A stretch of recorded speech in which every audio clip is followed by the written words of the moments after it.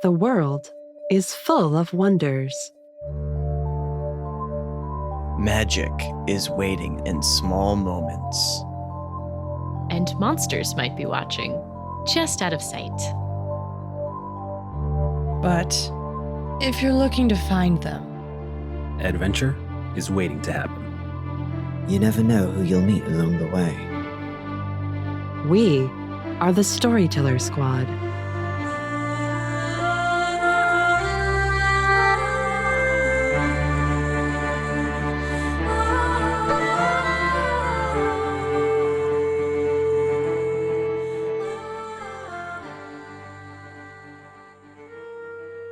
Hello, adventurers. Welcome back to the Storyteller Squad. Thanks for joining us for more Monster of the Week. Before we begin, let's check in with our heroes. It is so nice to be here with everyone. I am Damien Edgecrest. A glamorous night out on the town with my girlfriend. This is going to be nice. What could possibly go wrong? I'm Raven Eugenia. Oh, no. It's nice to be back. I'm Ariel Valentine. As nice as things are going, I have the oddest feeling this is going to take a really weird leap of faith. I'm Hugo Rashad. Having a nice one. I'm Agent Whitaker. God damn it. Sometimes my players are not very nice to me. I'm Natalie Fuenia, your keeper of monsters and mysteries. And children, apparently. Let's have an adventure. You know, some folks celebrate the 50 episode milestone for podcasts. We celebrate the 69th episode. I'm so proud of all of us for committing to the bit. We are the reason why we can't have nice things.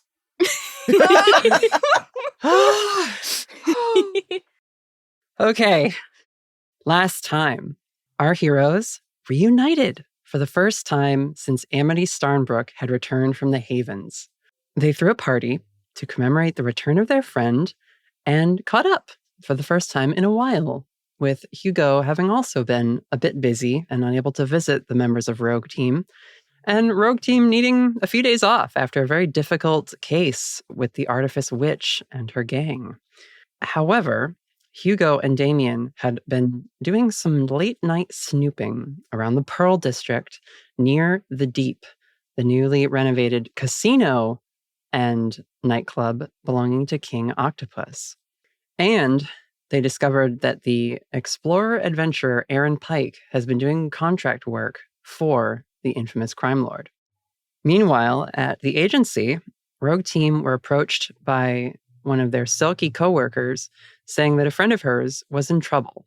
And when they met with this friend, River Beckett, she explained that people at the Deep have been going missing, notably the girls working at the club overnight.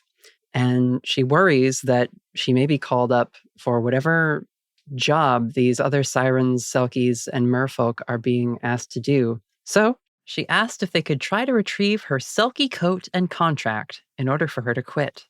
We're going to let a few days pass as Rogue Team plans out what mission they intend to enact at the Deep's grand reopening, which has been much televised and promoted by King O and the local news outlets. So we begin outside the Deep, the flashing of cameras and the arrival of limousines and other luxury cars at a red carpet event on the night of the grand opening.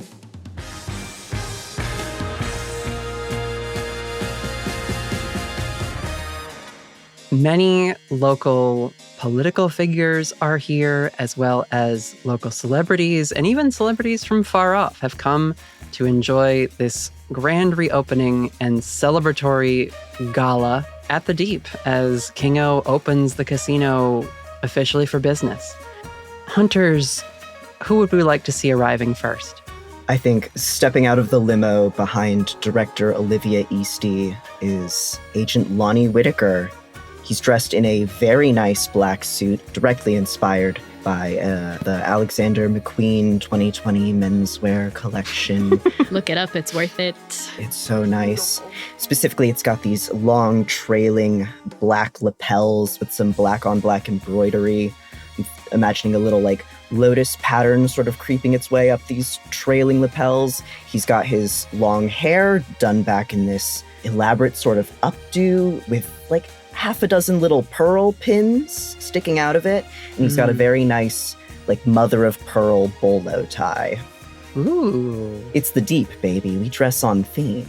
Yeah, I love that. Okay. Olivia Easty, the director of the agency, has also arrived with you. Is the cover that you and perhaps Damien are acting as security for the director at this event? I think that is what folks might assume, but as they walk out, Whitaker does like put his arm around Olivia's waist and sort of walk her up. Okay. Whitaker's trying to start a scandal. Ooh. She says, once we're inside, Agent Whitaker, you have free range of the floor, but do report to me every once in a while. Your comms are working? Comms seem to be working just fine. Do you have a plan once you're in there? My job tonight is to rub elbows with public officials to make sure the agency continues to receive funding for our collateral damage division. I think you, of all people, might appreciate what a vital and challenging task I have ahead of me tonight. Sounds about right. I trust your team should be able to retrieve a single Selkie's coat without causing a scene. You keep eyes off us, then. Do all the public work. At this point, we hear a large commotion just behind you. You're sort of up the steps and handing over your tickets to get in, but we pan through the center of you for a moment and we see, stepping out of a different limousine, having pulled up, are Aine and Raven.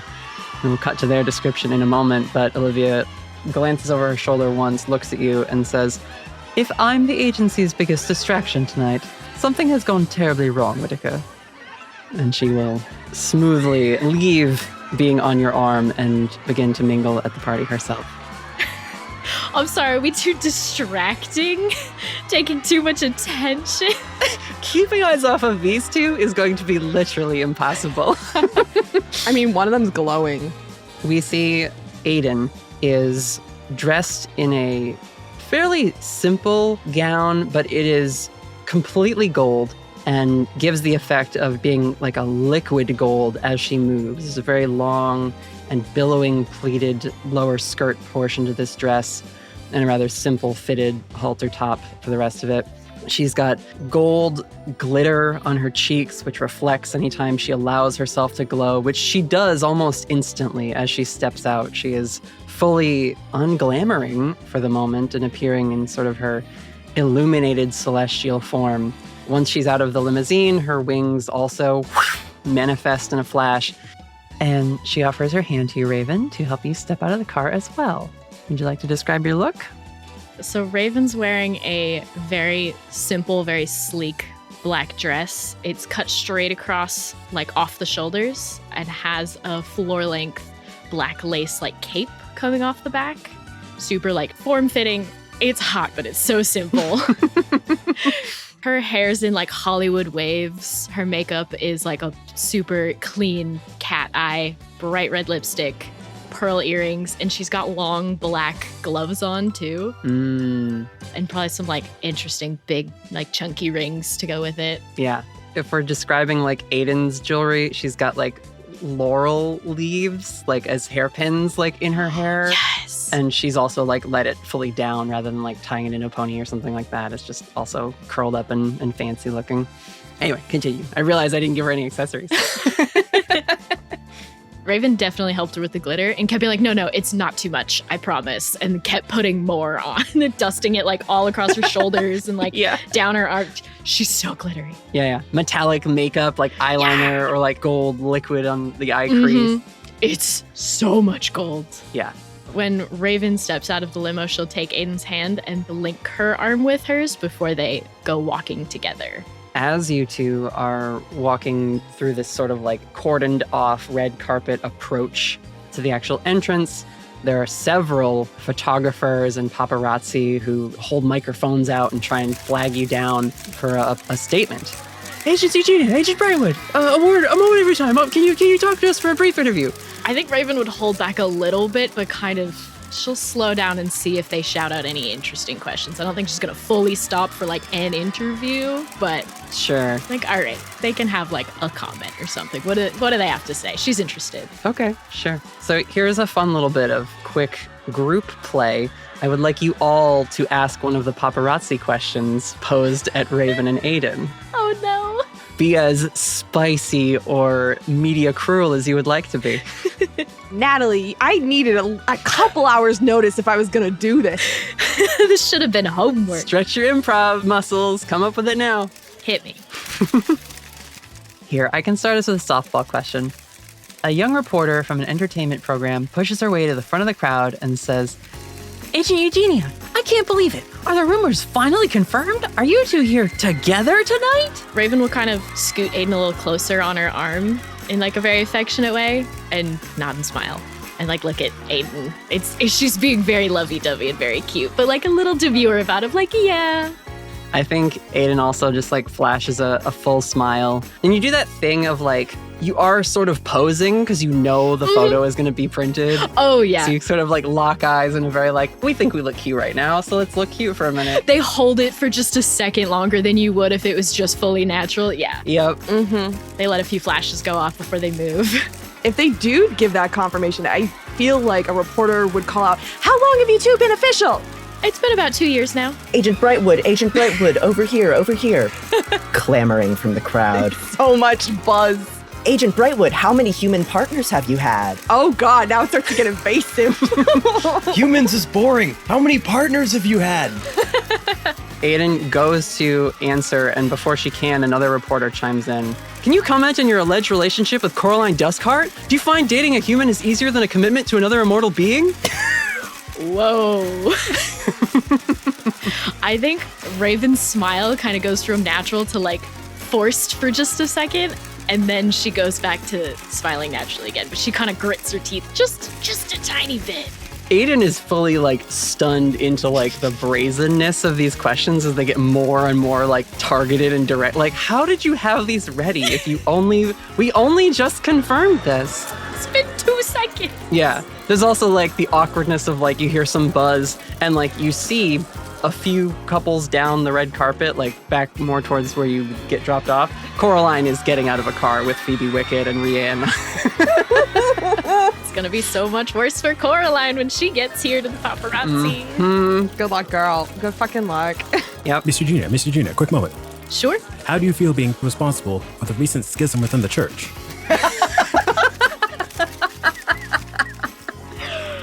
Oh, that's such a good question. Oh! Rumors of your relationship have raised questions of controversy for religious organizations across the world. What is it like being the partner to the only confirmed celestial on the planet? Oh my God. Does the Pope condone your relationship? The current pope has said that love is love, and I'm just grateful that Aiden chose me. Damn, Miss Eugenia. All right. Cool under pressure. Well done. That was pretty good.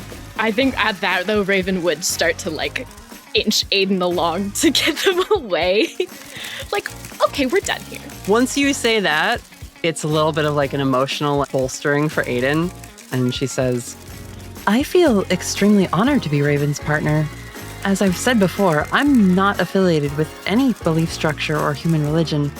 But to anyone who takes an issue with our relationship, I'll say this. The creatures in Atlantic City didn't exactly see eye to eye with us either. Thank you for your questions. We have a lot of people to see tonight. And she will turn and give you a kiss and then lead you inside, Raven. Snap, snap, snap, snap, snap, snap, snap. Cute. Coraline, of course, feeds on the paparazzi and answers with even more outlandish answers than the questions being asked. Of course. Holding up the line. Yep. But as we see Coraline and her retinue pass by, we then see as Aine, Princess of the Summer Court, arrives. And she does not arrive via a limousine. Rather, across the street, a golden gateway appears, and Aine emerges wreathed in pink butterflies that just seem to like swirl around her dress and like land on her and then take off, but like they're just constantly following her. She is wearing also gold, but with like copper accents and some like rhinestone and diamonds, as well as like a central ruby necklace and a ruby like diadem circlet, sort of her royal princess crown. Her hair is lifted into a very nice updo with some like sunflower petals sort of arranged in a fan shape and tucked in the back like a hair comb. Again, very fancy gold and copper makeup matching the metallic freckles on her elven skin. And we see she steps out of this portal, again, across the street. So all the paparazzi and camera people turn around and they go, oh my gosh. And she just sort of waits there. And then we hear as Hugo arrives on a bike, Icon. locks it into one of the public bike carriages, and steps off to offer Anya his hand. Do you want to describe your look? Hugo appears wearing white pants, white masculine corset vest over a black shirt with the sleeves rolled up. Nice. Tattoos are exposed, but he's painted over them with some gold. Oh. There's various red accents on the clothing, has like a weird shoulder capelet thingy, but nothing really fancy. That sounds pretty good. Sounds kind of fancy to me. I don't know what you're talking It's about. pretty fancy. Yeah, that's great. I like that it complements Anya's stuff very nicely there. Mhm. That's good. It's very good. She offers you a hand and she says, thank you for coming, Hugo. I get nervous around these functions. Did you really think I'd miss this? And she will similarly cozy up on your arm and walk across the street with you. The crowd parts, whether intentionally or if just by like reacting in awe to her presence. Yeah, you walk forward. I think the paparazzi probably pose some questions, although I don't know that they would really know who she is unless there are like folk reporters there as well, which there probably are. So I think that's who you are stopped by is less, not so much like human media outlets, but like reporters who are folk and like working for human outlets, and they sort of put the microphone away and just like will extend a hand and wave, and Anya will stop occasionally and like go over and be like, hello, nice to see you. And they're just like, Your Highness, I did not expect you to be at this event. You look absolutely stunning. And you are? And they like ask who you are, Hugo, and you know, she introduces you. Your Royal Highness, many blessings from the Evening Post. TMZ sends their regards. Bows. Yeah. Curtsy. Can I make one note? Yeah. And tell me if this is wrong entirely with how they would be characterized. But if one was to look amongst the paparazzi, they would see just standing there, daggers in their eyes, Mr. Springleaf, just looking across the way. Rather, you notice ahead of you in line. Oh no, that's worse. Yes. God. In line to attend this gala is in fact the coppery-skinned and like gazelle-horned elf Falden Springleaf. And he is not alone. He also is arriving with someone on his arm, although she wears no formal dress or shoes because Sierra Bramblepoint, the deer-like centaur, is here with Falden. So she's just sort of got like a simple top and then some like... If a centaur wore pants, would it wear them like this? No, or it's like technically barding.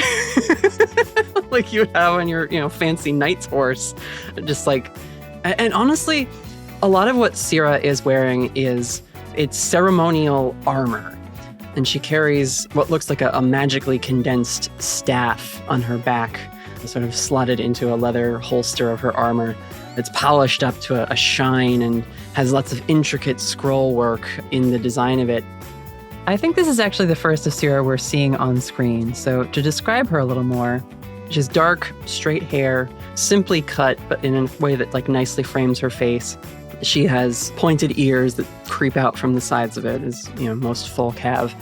And her centaur portion resembles that of like a spotted Asiatic deer. So the two of them are walking. And heck, we'll give Sierra some antlers too. That way she matches Falden. But yeah, Falden definitely hears the hubbub, sees some folk reacting in the crowd to Anya's arrival, and just, the fire of fury and indignation behind his eyes is palpable even from this distance.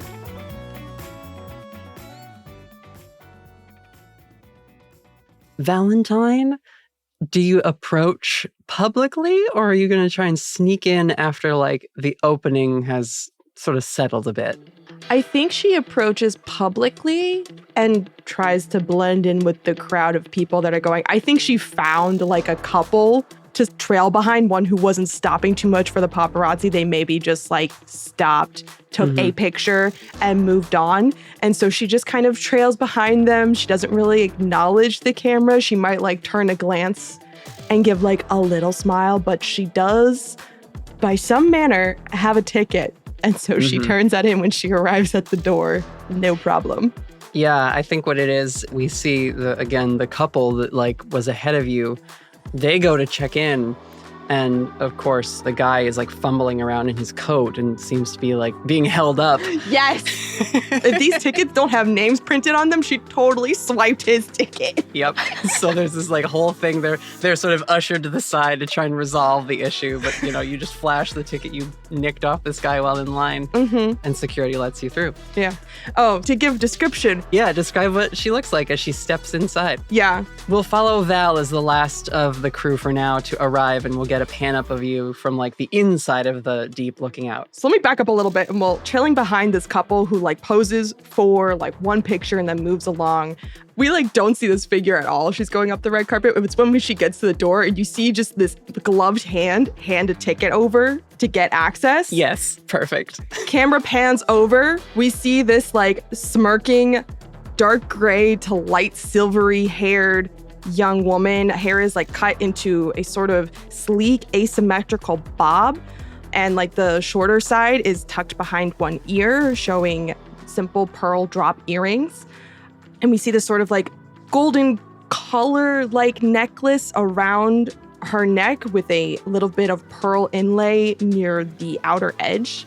As she walks through the crowd, she's wearing this asymmetrical, simple black dress.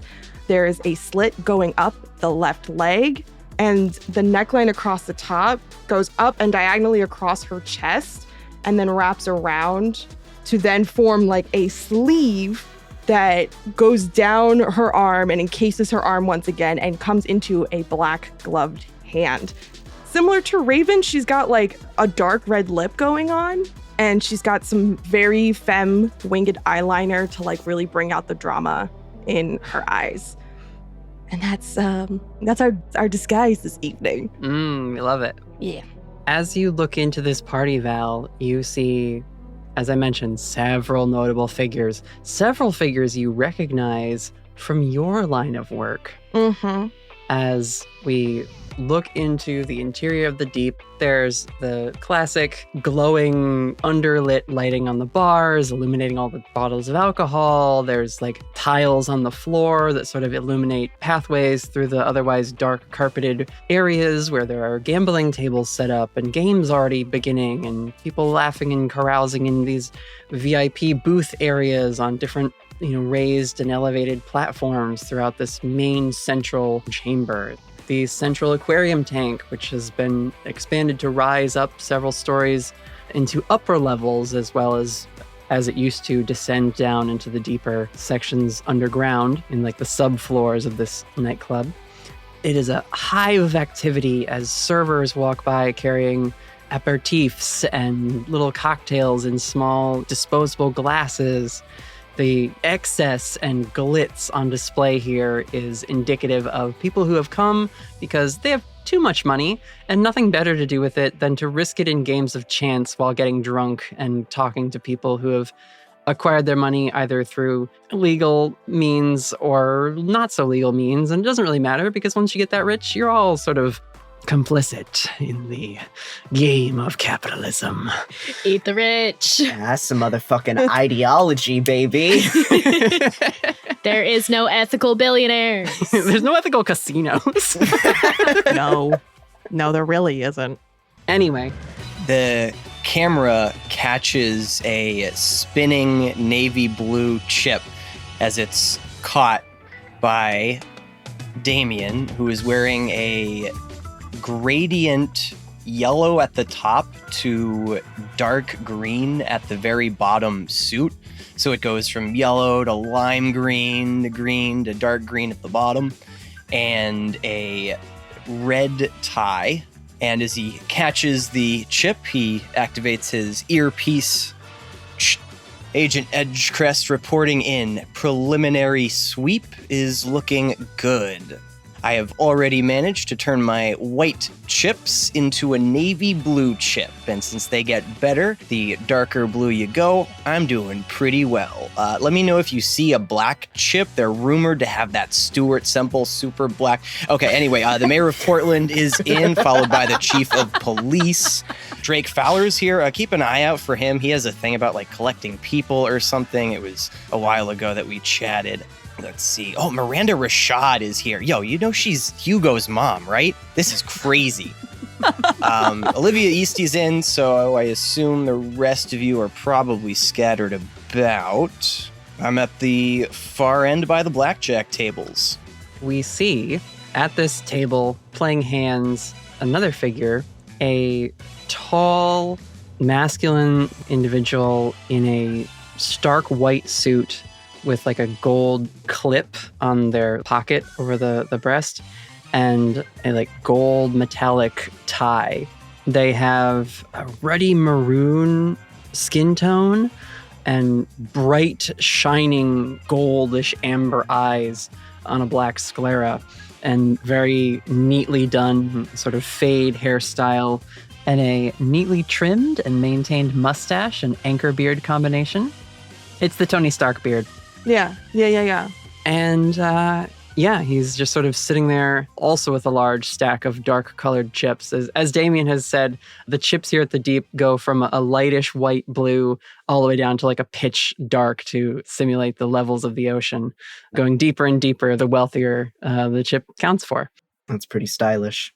Yeah.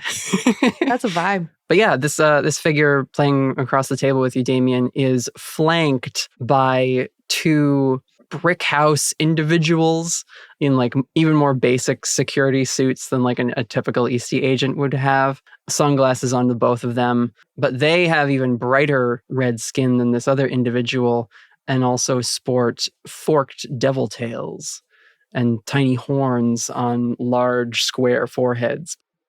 This guy has won a few hands. You've won a few hands. I'll say you maybe haven't looked up whether they match a description in the agency database, but they definitely seem important. I've got to start copying your strategy, mister. You've got a lot more chips than I do. Though, as long as the dealer's getting fucked, I think we're both happy, am I right? And Damien will sort of like go over for a fist bump. Ooh, bold. I love it.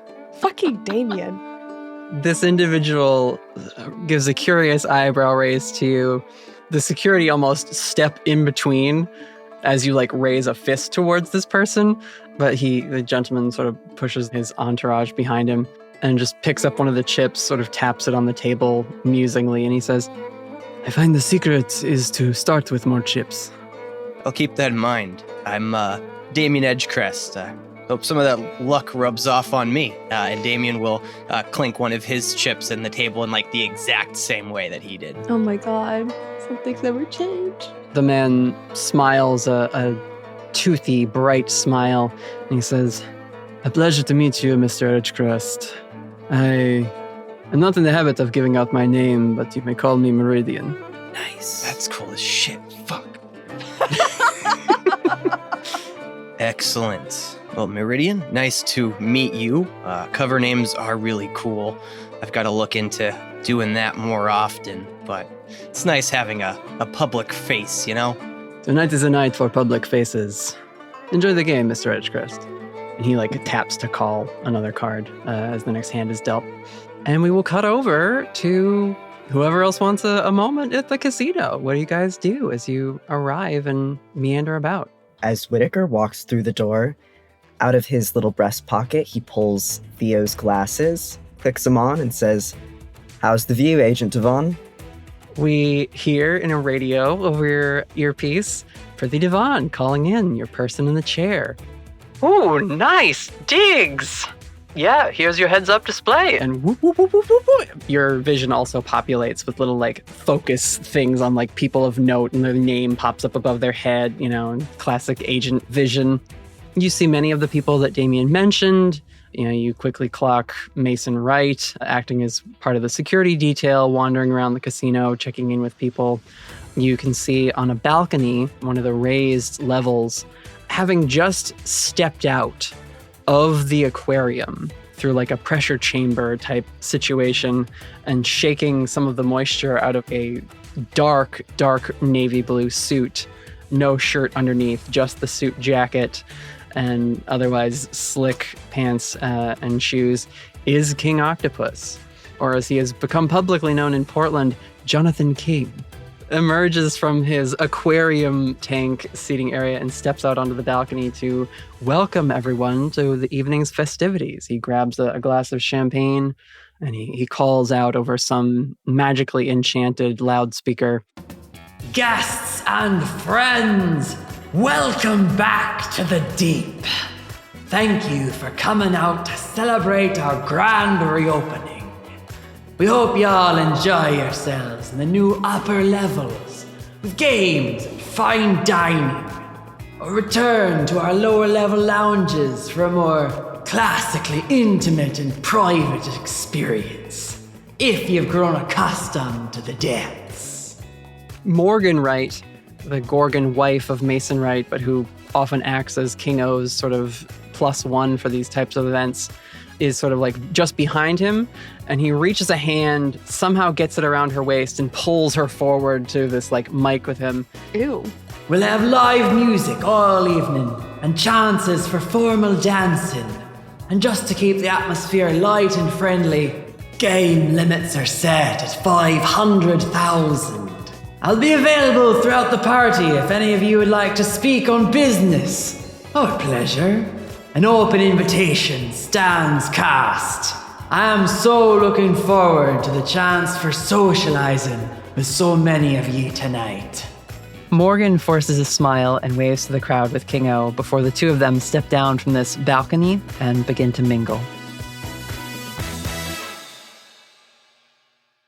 Fish is out of the tank. That's good news for us. We can try and get a meeting with him about River's contract. That guy gives me the creeps.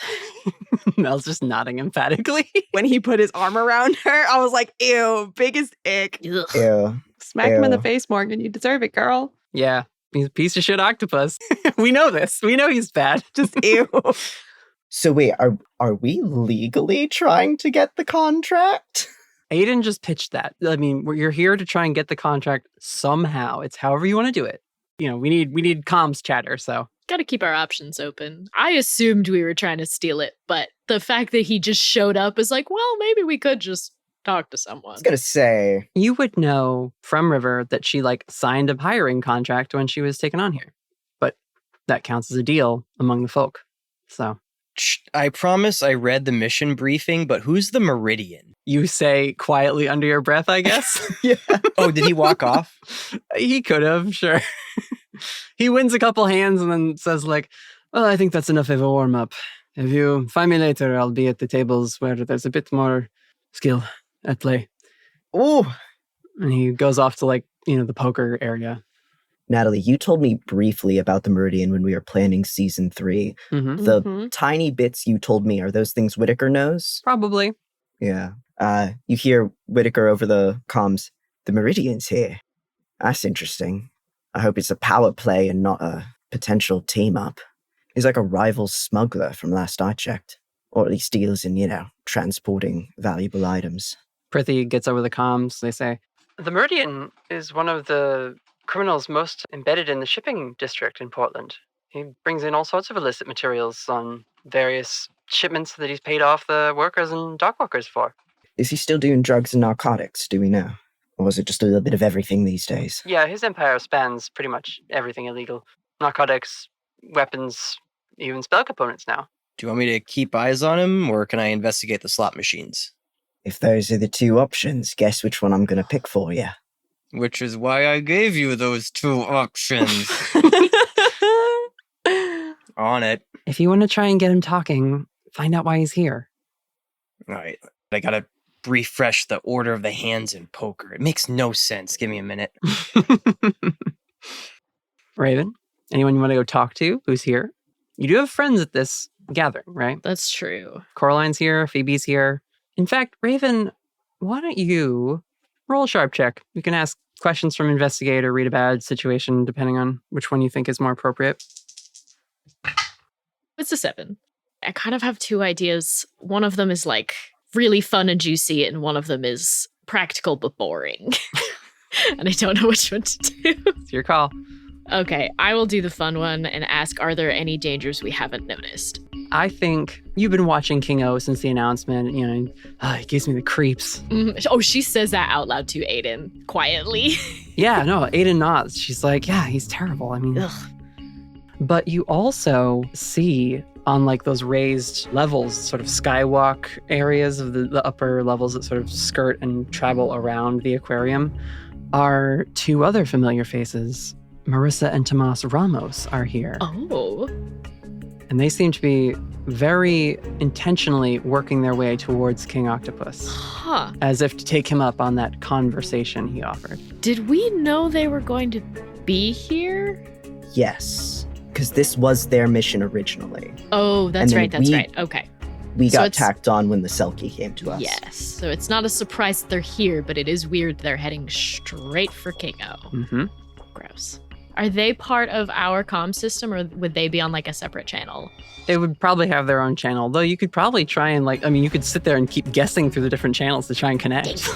Nah, it's not worth that. I don't have enough time. I was hoping to just say something to them really quickly to throw them off, but not if it'll take too long. You also catch a trail of dark smoke Oh, on the very high levels of this place, just sort of slip out of view. Uh-oh. Oh, I love her. I don't. Ooh, ooh, ooh, ooh. So there's more security, it seems, than the human enforcers and the gargoyle on the first floor. Makes sense. This is a big event. Whitaker, did you have something? Eugenia, Brightwood, do you want to do a perimeter sweep with me? Yeah, we can link up. I wonder actually if we could set this that Raven is like doing this investigative mission as the 3 of them are doing a little corral around. Sure. Especially if they're trying to look up on like the top catwalk levels, it would help to be moving around to get a better view. Yeah. And if the 3 of them are kind of chatting together, they can just be looking around really casually, like, oh wow, what a cool space. Ooh. Whitaker's pointing out like some of the people that Damien brought up. We've got Meridian circling over there. I think Fowler just walked around the bar. And as he's talking, he's going to start talking a little more loudly about nothing, basically. And he's just going to be walking backwards, talking to Aiden and Raven. And he's going to intentionally knock into Mason Wright. Not too hard, just enough to make a little scene. He's just going to shoulder check him a little, Ooh. accidentally. Okay. You don't shoulder check Mason Wright. You get shoulder checked by Mason Wright, bud. It's like shoulder checking a tombstone, It's like shoulder checking a brick wall. You basically backed into a wall. Very interesting. Okay. Just knocking him ever so slightly. It is not even like meant to be confrontational. Yeah. I want you to act under pressure, but add your tough stat to it. Ooh. That's fun. That's real fun. Raven and Aiden could definitely play it up too, of just like, oh my goodness, of like making sure he's okay. Just really selling that it was an accident. It's a fail. It's a 4. I'm gonna mark experience. Yep, you better. Oh, that's fun. Well, it's okay, because, yeah, okay, it's fine. It's fine. Whitaker, you go to pull off this casual instigation maneuver, I Well, guess? I've got a thing, but yeah, the thing's not, yeah. You go to check into him, and he doesn't budge. So you kind of just slam your shoulder into a stone column which doesn't fucking flinch, oh. and then turns around and is like, problem, mate. Christ, sorry there, man. You got shoulders like marble, my friend. Sorry for walking into you there. And Whitaker's gonna reach up and just kind of like brush off his lapels real casually. Sorry about that, didn't mean to mess you up. Whitaker. He grabs your wrist with a large stone gargoyle hand, Oh boy. and he says, Night's young, but I'm not opposed to throwing somebody who gets handsy out this early. And as he's holding the wrist, Whitaker's apologizing profusely, and you see, palmed in his hand, Whitaker slides one of the pearl pins into his sleeve. Mm-hmm. Oh, bitch. Terribly sorry about that. Okay, act under pressure, add your cool. Yeah, all right. So sneaky. It's kind of hot, I'm not gonna lie. That's an 8. Okay. If someone helps me out, or if any of you have it as advanced specifically, because otherwise it's useless. I can help out. Raven, do you want to roll help out? I do have help out as advanced. I just need to roll well enough. 12. Yeah, we'll see. I love the idea that we built up this casino arc only for 2 people to get immediately yeeted. I know. Oh my god. It's a 7 on help out. Okay. That's not good. Ripperoni. It's not enough. No, it's not enough, and it also exposes Raven to some trouble. But does it work? Does Whitaker get to... Yes, you accomplish what you set out to do, but there will be a cost and a price to pay. The shoulder wasn't enough, Natalie. I will say I could see what causes Raven to expose herself to trouble or danger is that she tries to step up to like apologize for Whitaker and try to diffuse it, but in doing that like threatens him more of like this other person is also stepping up to him. Yeah, and he knows like this is sort of, we're operating off things that we have established off recording. Mason and Whitaker have a very contentious relationship. These two are constantly getting into scrapes in previous missions where you guys were trying to find some dirt on King O. So he already doesn't like you and knows Whitaker's team as well. I think the only upper hand I have here is that I've always engaged with him in a physical manner and never in a sly, sneaky one. That's it. That's all I've got going for me right now. Yes. And I think, Raven, you step up to say something, and Mason kind of jerks Whitaker by the wrist, almost like lifting you off the ground. Like you're on tiptoes now, because he's a huge 7'8" gargoyle creature. And you step up to say something, Raven, and he just like looks to you, and he says, I can make it a group thing. Not afraid to lose a pretty face from this crowd. There's plenty to go around, Miss Eugenia. Little bold of you, Mr. Wright, not gonna lie. I am spoken for. Aiden steps forward, glowing, activating her soothe ability. There it is. If we've ever fucking needed it, it's right now. Yeah. She doesn't place hands on him, but she does open her hands towards him, and she says, Mr. Wright, it's early. If things are going to get ugly, let's let some very rich people make this place some money first. We have all night. And he grinds his fanged, stony teeth, and he says, Right you are, Miss Brightwood. I'm too sober to get tussling with you lot this early. You're on warning. Step out of line again and you're all out of here. and he will let you go, Whitaker. Drinks are on me if you want to tussle later. God. He turns and stomps away angrily, now in a sour mood for the evening. Oh my God. I don't know. I think that sounds like a pretty great deal. You guys have already blown your, one get into trouble and then talk your way out of it chance. We've been here 15 minutes. Director Easty, evil-eyeing across the way. Yeah, she's already on a raised level. She's, standing there with, the chief of police and the mayor and just, The master channel, you just hear, no scenes. Yeah. She says over the comms, I would truly hate if anything were to happen to that poor Selkie girl because you can't keep your team under control, Whitaker. Her mouth becomes like a pencil line. It's so pressed together with frustration at you all. Yes, Mom. Prithee over the comms. Ooh, there's something about it when she talks to us that way. Prith, not now. If not now, when? I'm having no fun at all.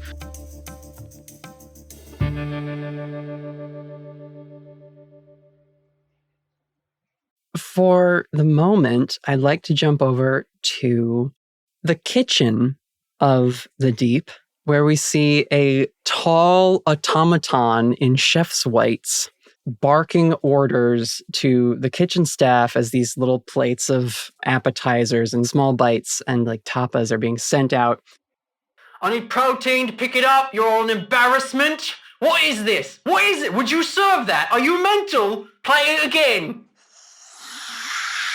just barking orders. And we see one of the servers coming up to come take something. He's like, service, ding, ding, ding, ding, ding, ding. And actually what he's doing is just like snapping two fingers together to make the dinging sound.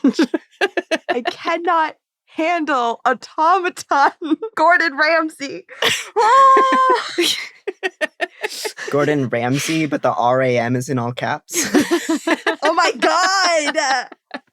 It's Gordon Ramsay. Oh no. Mr. Ramsay, if for some weird reason you decide to listen to our podcast, I'm sorry. And also, you're welcome. I'm not. You made it to season 3. Nice. Yeah, good job for you. This automaton is making small appetizer sea cucumber Wellington. Not sea cucumber Wellingtons. That doesn't even sound good. Like, Hey, you'd be surprised what you can do with magic culinary stuff. Ask Damien. I suppose. We see this automaton chef handing out another tray of these, prepared dishes to a short, slight service person with straight orange and blonde hair. Mm-hmm.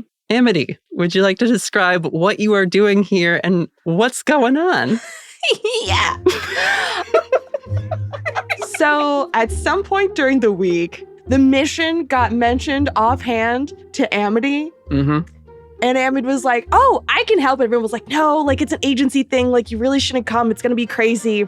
And behind the scenes, she conspired with Mira to convince a couple of the cocktail waitresses. They tracked down River and they asked River for some friends maybe who would want to trade shifts and have someone cover their shifts so they could take the night off, and borrowed their uniforms and showed up in glamour to be cocktail waitresses for the grand opening this evening.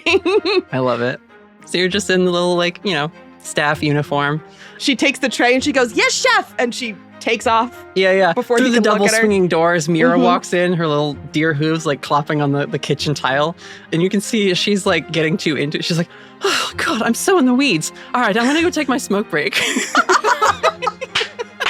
Mira, no. She just goes, since when do you even smoke? she just goes, I don't know, 15 minutes ago. I'm so stressed. All right, just be quick about it. There's a lot going on. Hurry up. He's so loud. Shh, he's gonna hear you. My God. God, I love them. Anyway, you proceed out onto the floor, Amity, with your little service tray. Who do you go talk to? Who do you think you run into? Oh God. I need to look at the list. Mm-hmm. I think just for funsies in passing, if she's got aperitifs and hors d'oeuvres and shit on her tray, at some point, her and Valentine definitely cross paths as Valentine just plucks something off of her tray and just goes, thanks, and keeps walking. But Sure. that's it. It's just a very short interaction. It's just just for me, just for funsies, they just Sure. cross paths. Actually, I know who might come over and talk to you. Oh, please. You sort of feel a little tickle at the back of your neck, and you sort of turn around who's touching me? And you see a little pink butterfly flit away. Of fucking course. As Anya has walked over to take something off the tray, and as soon as she does, she kind of does a double take and says, Amity. Shh, I'm not here. Oh, right. Thank you. You're welcome, Your Majesty. Are you having a good time tonight? She pops a little thing in her mouth and just kind of and she puts a hand on your shoulder, and a little gold shimmer passes over you as she casts some kind of protection spell on you. Oh, bless her. Oh. And she sort of finishes chewing to allow herself the time to process. I hope you have an excellent shift, and please have a nice evening. You too, Your Majesty. Thank you. And Anya will sort of let you go. But a couple of these butterflies just sort of stick around and start to orbit you instead. Oh my God. Oh. They're just following you now. Hugo, Anya stepped away for a moment. You two were, where do you think? Sitting in a private area, up at the bar, just sort of mingling? Probably sitting in a private area. Okay. Almost the instant that Anya left to go get some refreshment or to say hello to someone else she recognized, you're sort of just waiting for her to return. A hand does the horror movie grip around the edge of the booth, and appearing in a slinking, creeping motion in a verdant emerald suit with their shock of white hair and balding head and pointed nose is Drake Fowler. And he says to you with a keen smile, "Well, good evening. Is that Mr. Rashad, I see?" It is indeed. You look very familiar. He nods and says, "Well, I believe we met once, before the change in these amazing magical times we live in. But I hear word about town. You're running quite the community center over near Tabor Park." Oh, yeah, it's a little thing, but it's going pretty well, I'd say. Imagine it's quite an expensive venture. Could I interest you in a bit of business talk on this night of festivities? I'm always looking to invest in communities where I've got a vested interest in their success. We have all the financial help that we need. But if you want to talk, by all means. He will slide into the booth, kind of fold his hands in steepled points of the table, and he says, "Of course, finances being what they are, I can offer certain other advantages for local businesses. If you'd be interested in a more, well, my area of expertise, as it were." What is your area of expertise exactly? Contracts, mostly. Contracts making sure that your people are protected from dangerous events. Sort of an insurance policy, you might say. Oh, Mr. Fowler was correct, yes? Indeed, Drake Fowler. Pleasure. And he extends a hand across the table very meaningfully. Hugo's going to put his hands on the table, just rest them there. Fowler quickly redirects and grabs a glass of water. Mr. Fowler, I realized that we did meet quite some time ago. I have the feeling that you may not have gotten a good impression of me, or my people apparently, if you think that they need protection.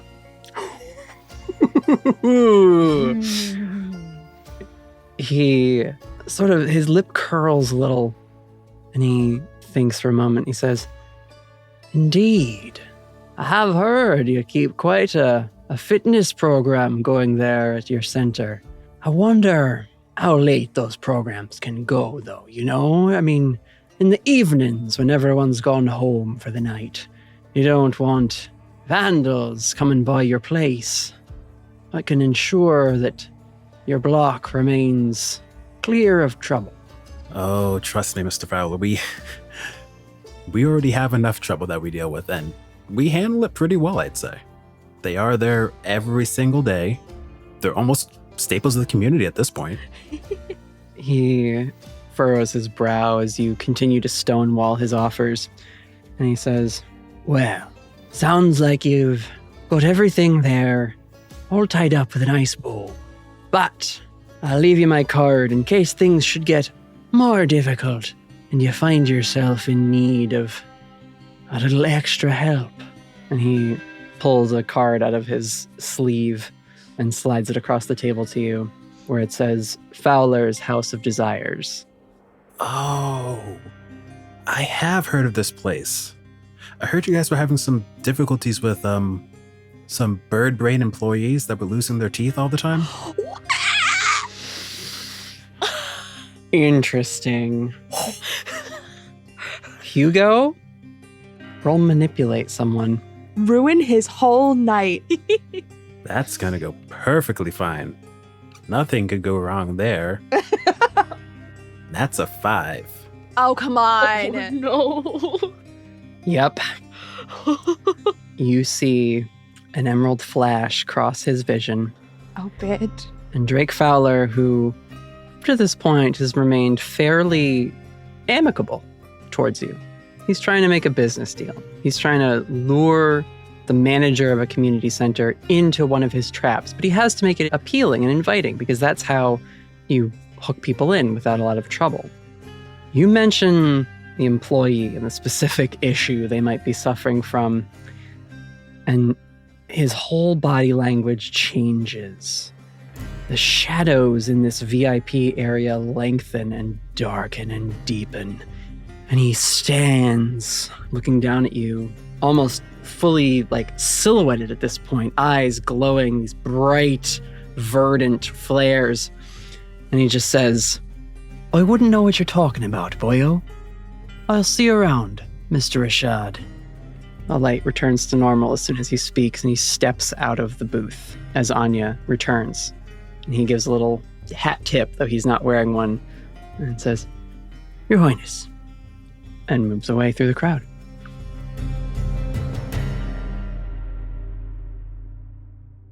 What was that about? Oh, just a potentially bad business deal. Nothing to worry about. She sits down. She'll sit closer to you as probably some other folk person comes to like pay their respects. She starts to entertain again. Whew, interesting. That Fowler scene was so intense and cool. Yeah. Spooky. A day that was very cool of you. Mm-hmm. My only regret is that I wish I had worded it differently, but it still works. The important thing is, did you fully intend to tip your hat to be like, I'm the one who's been fucking with you? Because that's what just happened. Less so much that it was him specifically, more that he knew, but the fact that Fowler knows that it is him, perfectly fine with. I think with the fail, like, he's very much like, oh, so that's how it is. Fine. Yeah, the dice have chosen. Yeah. I really liked that as like a fail, but like such a powerful fail. Mm-hmm. It's like the kind of tension that's really perfect for what this event is. Mm-hmm. Yeah. The idea of Fowler just approaching Hugo as like another local business to try and prey on, and the script being flipped of like, actually, I'm the one who's been stopping you, is like, oh, that's so scary. We're going to cut away from this party, all the glitz, glamour, shine, sparkle. In fact, we'll do so by panning through a glass of champagne, and the bubbles of the carbonation transition into bubbles drifting from a scuba tank as divers swim in a mysterious underwater ruin. Lights of a highly advanced exploration submersible light the way, as well as high-powered LED flashlights. And these archaeologists, we'll call them, marine explorers, led by Aaron Pike, are swimming through what appears to be the ruins of an ancient thoroughfare. We can see the paving stones of this place, some removed by flow of current or the shifting of the land at the ocean's floor, others grown over with sea moss and other types of underwater life. But they swim forward to, again, this sort of central square in which sits a large device. And having just finished an arc where we saw a lot of artifice on display, it would be clear to us, the viewers, that this is also in that same vein of a mixing of magic and technology. And this device, quite large, sort of a pillar with tapered ends and set in a ringed housing on the ground. Maybe this thing used to float, but at this point it has sunken down into that housing and sort of tipped over to one side and lays there in ruin. And the divers approach what they hear, rather than speaking to each other, they get instruction from Aaron Pike aboard the submersible. And over the comms, he speaks to them and says, all right, now make sure you get a lot of detailed photos and see if there's any schematics carved into the surrounding information tablets. And the swimmers start to dust off layers and layers of silt and debris from these tablets that are sort of arrayed around this device as though it were some display at a museum or like a zoo, where there just seems to be this like information podiums around this thing. And as they do, one of them signals with a flashlight, clicking several times to create a strobing effect, and the light of the submersible is directed over to where they have uncovered something. And we see them taking photographs with a waterproof camera of what appear to be diagrams and schematics. for the working of this ancient device. Very cool. We cut to Aaron Pike inside the submersible, and we can hear he is also now on comms with a different group that radio in. And they say frantically, Pike, we got company. They're starting to overrun us. You gotta get back. and we hear gunshots going off in the background. Pike picks up the speaker for the microphone very intensely, and he says, You hold them. You hold them. We are so close. We just need a little more time to collect what we need. If we hold them, you're leaving on your own. More gunshots. You hear someone scream and like a stabbing, squelching noise. Splashes of water. Step overboard! We get the idea that perhaps this is happening on the boat, which is usually like the rig for the submarine. Pike, again, just radios, and he says, This is exactly what the client's after. We are not failing again. I can't afford to send another mission out. And the line goes dead. So he gets on the radio and instructs these people gathering the intel, Move it! We might be taking a whirlpool home. And they frantically begin to scour and photograph, and document. And they're, swimming as fast as they can in this deep, thick, dark water. And we see outside the submersible is the young mermaid who brought this group here, just sort of leaning against the submarine side with her arms folded, looking nervously around. Oh, God. And we also see, as we continue to pull away from that front end of the submarine, as silhouetted figures rise from alleyways and rooftops of the ruins, brandishing what look like pole arms and other bladed weapons.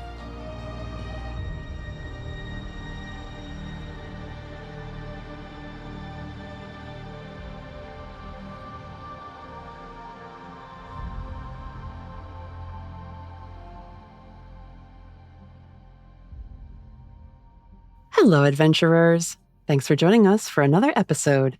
Did you dress up for the gala? Are you rocking some Balenciaga pajamas, Prithee style? Either way, we're glad you made it. There's quite a bit to get through this week, so let's jump into it. Did you know there are awards for AP podcasting, streaming, and tabletop games content creation? The Crit Awards are asking for nominations for this year's categories, and there are many of them.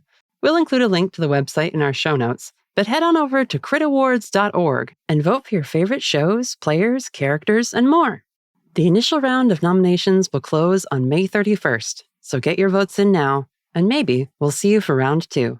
Our promo swap this week is with The Thorn Files, a period genre Monster of the Week actual play set in 1950s Britain.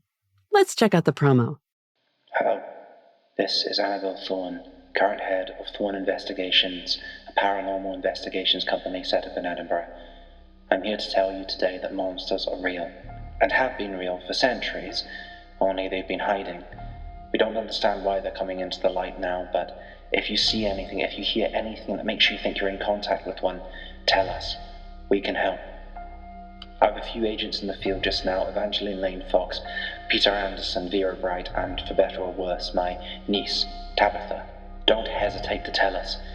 If you do, you might not get another chance. The Thorn Files podcast is a Monster of the Week actual play podcast with new episodes coming out every other Friday. If you're a fan of horror, mysteries, and shenanigans, why don't you come and give us a listen at Apple Podcasts, Spotify, Google Podcasts, and pretty much everywhere else you can get podcasts. Be ready to be scared. I also want to take the time to thank you all again for your continued support of our show. Telling people you know about the Storyteller Squad is the best way for us to reach new listeners and build up our fan community.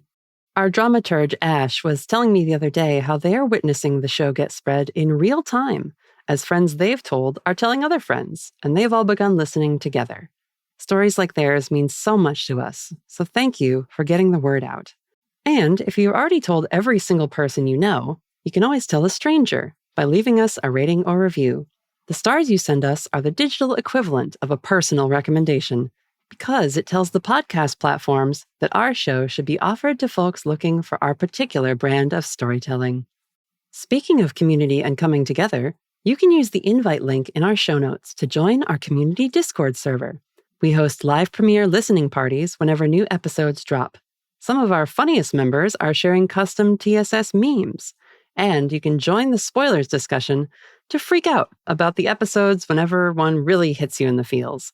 The Discord is the convenient ice pack of shared fandom that I can offer for your emotional bruises, adventurers. You can follow more of our content, including some of that community-sourced memery, by following our socials @StorySquadCast. Personally, I prefer Instagram, but you'll find announcements, footage from our convention trips, and other news and updates on all the major platforms. Your engagement and sharing of our posts can help us win the fight against the dread beast, algorithm. On the topic of conventions, the squad and I have a few coming up. Emery and I will be at GenCon in Indianapolis this summer, and we're running some panels with friends of ours from the TTRPG space. Tickets to the panels are limited. It's a GenCon thing, but if you look up seminar events on their website, you can find us running 3 events for that show: Charisma Check, Lose the Crunch, and World Building the Real World. I'll add links in the episode description for each event so you can find them easily. Come say hi. We'd love to meet you. We will also be at PAX West in Seattle at the end of August for Labor Day weekend. We'll have our vendor booth set up and loads of cryptid and TSS merch available. If you're one of our fans on the West Coast, we hope to see you there.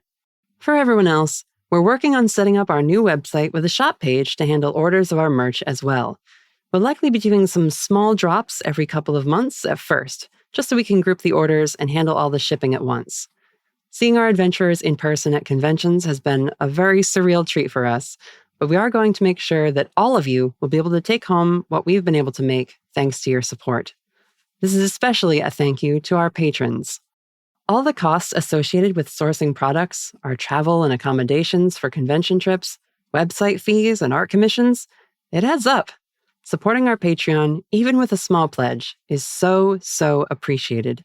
You can follow the link in the show notes, patreon.com/The Storyteller Squad, to become a member today. We're saying it a lot lately behind the scenes here at TSS. We're doing so much, which is true. This year alone, we started our journey as convention vendors, developed multiple lines of merch, we're speaking on panels and traveling for shows, rebuilt our website from the ground up, finally started our bonus content talkback series, and there's more projects we can't even announce yet. All of this is very much thanks to your pledges and continued support as listeners. As I hope is pretty evident, I'm working really hard to make our episodes and this series a truly professional and sustainable project, and your support helps keep me going a lot of the time. That's all for this week. Thank you, adventurers. We'll see you next time.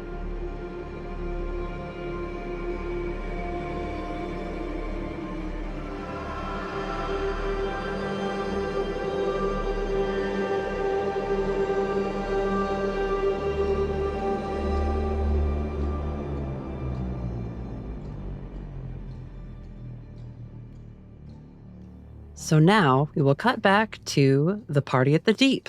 As bubbles and water rush in front of the camera, we transition out through a view of the central aquarium tank, and Valentine seated at a table, just sort of watching the party. Did we talk about why you're here? Like what your goal is at attending? Honestly, she's probably just looking for some rich targets to like swipe some jewelry off of so that she can pawn those things off and get some fucking money. Mm-hmm. Potentially make contact with some of the other crime lords. Ooh, I've got something for you. Oh, do tell. If the goals are get money, make contact with people, I've got something for you. Okay. You're at this table, and over like the din of the party, you start to hear sort of a low, gentle, you would even call it amused rumbling. And it lasts all of a few moments as a feminine figure sits down across from you at this little like 2-seater table.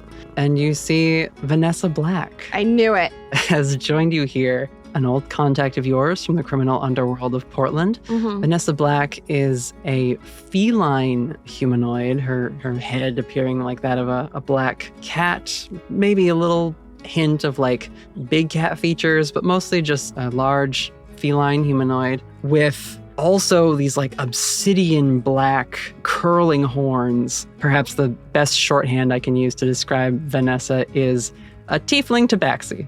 Wild. Absolutely wild. And she sits here in like a very clean midnight black suit. Her whole appearance is that of like an inky void, other than her bright yellow eyes with the cat slit. And she's holding some fancy looking cocktail and she says, well, didn't expect to see you here. I feel like Vanessa clocking her is nothing unusual. She can smell you. Yeah. She just goes, well, look what the cat dragged in. I wasn't expecting to see you here either. Vanessa says, well, I've got to keep my boss happy, and he insisted we make an appearance. Can't have anyone thinking that just because King O's opened this new place that Meridian's letting his grip on the city slip. I did see him skulking around the blackjack tables. How badly is he losing? The Meridian is actually up on the evening. There's someone else hovering around him. Seems to be pissing away cash. Do tell. They've got a flashy suit, that's all I know. Might have to scope that out later. How are you, Val? Looking a little tired? More like feeling a little restless. I'm between contracts, as it were. I heard. Unfortunate news about Victoria. Guess she bit off a little more than she could chew. She got a little sloppy, and it came back to bite her. Though you've escaped unscathed, it seems. I always do. You can remind the Meridian of that if he ever needs help procuring anything. I'll be sure to mention it if you're on the market again. Oh, I never left. That purr returns, and she says, I never expected you to be one to cross a commitment. Interesting, though. I suppose things weren't quite as serious between you and Salem as we all thought. What are visiting hours at Agency Holding? Oh my God! Whoa! Whoa! Just fucking get him. Damn. Wow. For the throat. I feel like I might have to roll to keep my cool. Like You want to act under pressure? Yeah, act under pressure or some shit. God. Yeah. Go for it. Holy shit. Holy fucking shit. That's a 10. What does act under pressure do again? You just do it. You're fine. Yeah, you do what you set out to. Okay, so she's chill. This is Vanessa. This is who she is. She exists to poke away at you and needle you with, metaphorical claws rather than her physical ones. Yeah.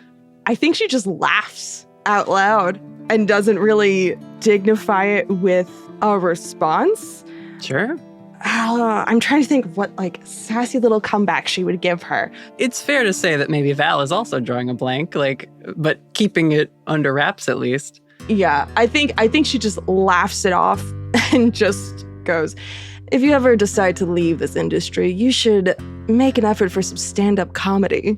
You're hilarious. She sips her drink, looks out at the crowd, gives sort of like a big cat yawn showing off her fanged mouth, and then just says, well, it would certainly be interesting.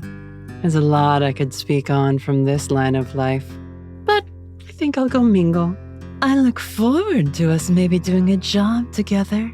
It's been a while since I had a work bestie. You have a pleasant evening, Valentine. She just kind of raises a glass to her.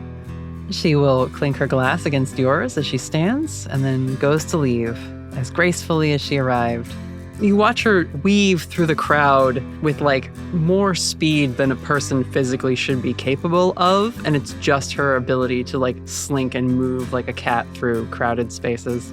She takes a second to just look away, and just her internal monologue is like, God, I fucking hate that bitch. Mm-hmm. You hear an announcement over the intercom of ladies and gentlemen, formal dancing will begin in the ballroom in 5 minutes. Dancers, it is time to find your partners. If there's a bar near the entrance to the ballroom, I imagine there has to be multiple stations available. Mm-hmm. She'll head her way over there and go to this bar to scope out potential dancing targets or try to catch somebody's attention. Some rich old geezer who thinks he's still got it. Hey.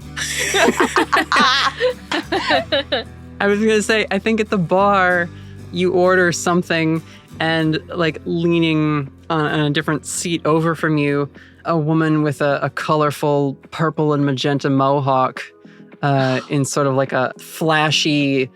The dress almost looks like it's made of plastic, but it seems to like flicker as if like a wind has caught it constantly. Oh. Like shredded trash bags almost, but like turned into this very high fashion thing. And like there's almost what look like dark black soda can things. Like the whole thing seems like a piece on like ocean pollution or something like that. Yeah, for sure. Yeah.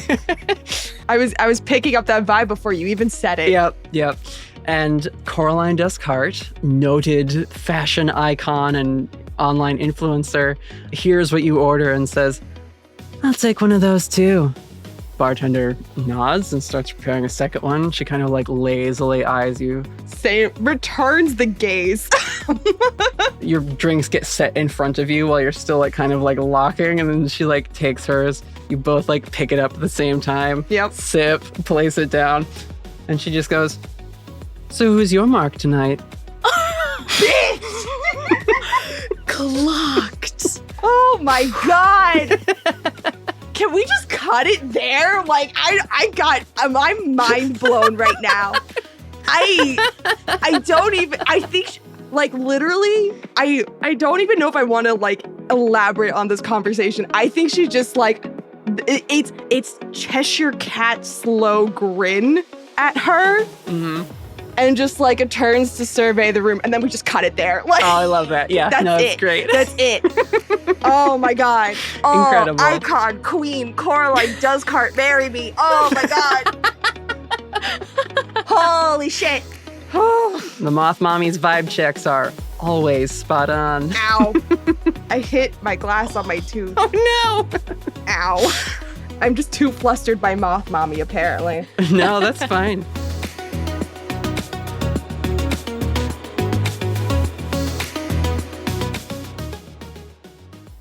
We will cut to the ballroom.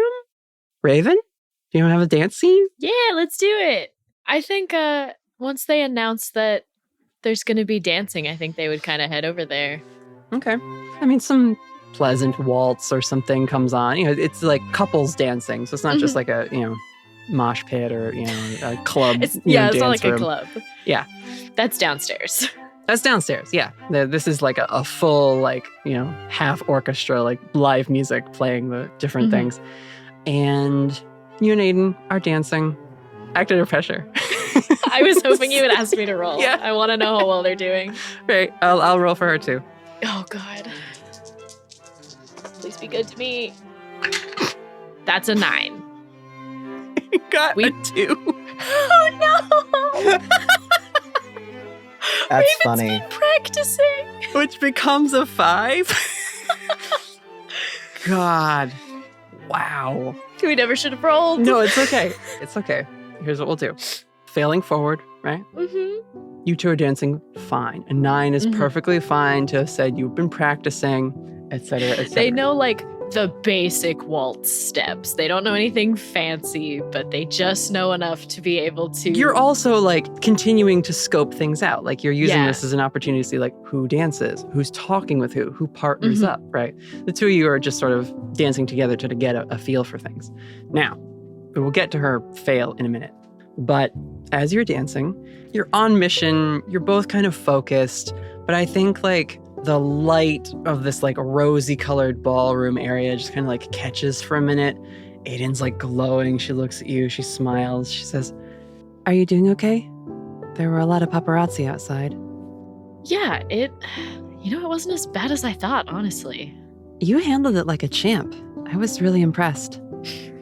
I mean, I've had a lot of practice with all of our other press conferences. They've just never been quite so personal. I'm really glad we finally took everything public. Me too. She'll kind of do the thing of like where she like hugs you a little close, and now you're kind of just like soft, slow dancing where she's like got her like head rested on your shoulder. And you're sort of in that moment, just sort of enjoying a nice little romantic respite within the mission. And suddenly you kind of hear a bunch of people like, as Aiden's wings have suddenly flared in the middle of the dance and like tripped up a bunch of people. Oh no! And you feel her arms kind of like tighten around you. Mm-hmm. And it like takes her like a hot second to realize. And then she, I'm so sorry. Her wings fold in again. And she like apologizes. I'm sorry. Are you all right? I'm sorry. And like eventually you two retreat out of the dance floor area, like, too embarrassed to continue after like bumping all these people. Mason Wright is like glaring at you from across the way, and she's like, I'm sorry. Oh. And once you like get away and like out of people's way, she's kind of like, okay, it's fine. It's okay. It's fine. Yes, all right. Okay, we'll just deal with it. What just happened? What was that? And she will like kind of look past you and then turn you and point where you see Amity Starnbrook in a serving outfit handing off some appetizers to, I don't know, some crook, some notable criminal in Portland. Probably, you know what? It's Vanessa. Aren't you cute? My goodness. Oh no. And Aiden is just like squeezing your hands so tightly. What is she doing here? How did she get in? Is she working? She must have snuck in through the service entrance. But that's still... What just happened? With your wings? I lost it. I was so mad for a second there, and then... Oh, okay. Sorry. No, that's not at all what I thought was happening. I was very lost. Okay. So funny. Aiden clocked that over Raven's shoulder. Over Raven's shoulder. I see. Mm-hmm. Oh, man. Raven's gonna put her arm around Aiden and try to like calm her down. Yeah. And maybe try to kind of rotate them so she's not still looking at Amity and getting more angry. She's doing the thing where you have to like stop her from like messing up her hair because she's like about to run her fingers through it and it would like ruin the look of it. So you catch her hands. Just holding them gently in front of her. Yep. She takes a deep breath. Do we just ignore it and continue? If she knows we know, does that make it worse? Full Hugo sigh from Aiden. Oh my god. Amity is an adult, and we are all here in case anything happens. If anything, at least we know she's here. If anything were to happen, we know we can get her out, and it wouldn't be a surprise later. I think we just continue as if we didn't see her, because we don't know why she's here, and we don't want to blow her cover if she's got one. Okay. It'll be okay. We'll let it ride. I can try to keep an eye on her just to make sure, but try not to worry about it. We should try and get eyes on the contract or talk to someone who we think can get us in there. Well, now that I'm thinking about it, if Amity's got a uniform on, maybe they've got access to the back. She puts her hands on your face. I love you. I'm gonna let you go talk to her. Okay, that's a good idea. I'll go do that. You go get some water. I am gonna go check on Hugo. That sounds like a fantastic idea. So you'll part ways for now and split up. I think Raven's gonna watch for a little while and kind of watch Amity to see what they're doing of like, are they actually working? Like, is this just a ruse? Like, kind of get a feel for what's going on. Sure. And then maybe go approach later, but casually like, ooh, hors d'oeuvres. And just kind of approach them. Amity, what is your plan? Now that you've snuck in, cover's working, you've had a lot of chances to come out onto the floor and like see people, but if your goal is to assist with like helping the Selkie, how do you intend to go about that? So the intention is to see who's out on the floor, right? Because like you don't want to go trying to get into the back office if the big boss is there. And I think her plan is just to wait into the night. Phase 2 was going to be approach the group and be like, hey, I've got a good in. I can sneak into the back office and look for the contract. If you guys want to pose a distraction out here. And then phase 3 was once it was well enough into the night and like certain persons were settled into partying or gambling. Mhm. She could then sneak into the back office when like people are well into the night and like maybe a little more lax. Like she actually kind of thought this through. She actually like kind of gave it a little bit of thought, you know? Sure. Why don't you investigate a mystery? And we'll say that's you like interfacing with the other servers and maybe trying to get intel from like the other workers here. Like, hey, did you sign a contract? Where do they keep those? I need to like make sure I gave the right information. I need to make sure when mine's like stored in the right place. Yeah. You're trying to like get information about the manager without like going to a manager and talking about it. 4. 4? 4. She has a -1 to sharp. Oh boy. Okay. I can't believe she gets to mark experience. Like, The dice are not kind tonight. well, hey, they were real nice to Val. You see, it's not that the dice are not kind. The dice just want to enhance the story. Guys, these are some bad rolls. On like the worst night for them to be bad rolls too. Like last session would have been fine. Oh, man. This is some like Curious Crew trash monster fight level rolls here. Yeah, Hey, we said that the night was going to be spicy. we did. Yeah. It is. It is. The answer for what I have to do is simple. We follow the mechanics. You have failed at investigate a mystery. I'm going to ask Amity questions about this evening's progression. Okay. The rules as written is you reveal some information to the monster or whoever you're talking to. That sounds like a blown cover. It does indeed. Yeah. So, Amity, Vanessa Black follows you for a minute. Like she takes something off the tray, but she doesn't like leave right away. She kind of like walks with you. You can see her ears twitching and like very intently turned towards Amity. And she says, I don't think I've seen you working at the Deep before, and I'm a regular. First shift? You have such a character giggle. Thank you. I was going to say, that's Amity's nervous giggle. She isn't expecting to be asked that off the bat, so I don't think she has like her alibi rehearsed. So she goes, yeah, it's one of my first shifts. I'm new. Vanessa says, well, business appears to be booming. I'd imagine you'll all get some sort of bonus for tonight.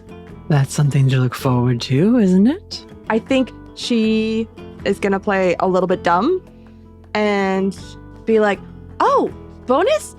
I don't remember that being mentioned, but if that's the case, that's exciting. Vanessa spies the Meridian sitting down at a table across the way with quite a few chips in front of him. Looks like he's playing well. She says, well, we all have to make a living somehow, and you can't always be choosy about whose employ you wind up under. What does that mean? What does that mean? She does the cat thing where she like finishes her drink and then fully like licks her nose. You take care on your first shift. There's a lot of people here looking to take advantage of what Mr. King is putting out into the world that can make places like these rather dangerous. Okay. And she will slink away. I think she feels a little panicky about that and starts to scuttle away. She needs to link up with Mira in the kitchens and like cool down a little bit. And I think on the way, she maybe bumps into Raven, if that's okay. Mm-hmm. No, I was thinking the exact same thing. Raven's not gonna know what conversation that just was and take that opportunity of like, oh, good, that person walked away. Now's my chance. Mm-hmm. You bump into Raven, appetizer Yep. Yeah. No. all over the dress. No. Yep. No. She like scrambles for the tray and grabs it and then sees who she spilled it on and she goes, uh-oh. Perfect.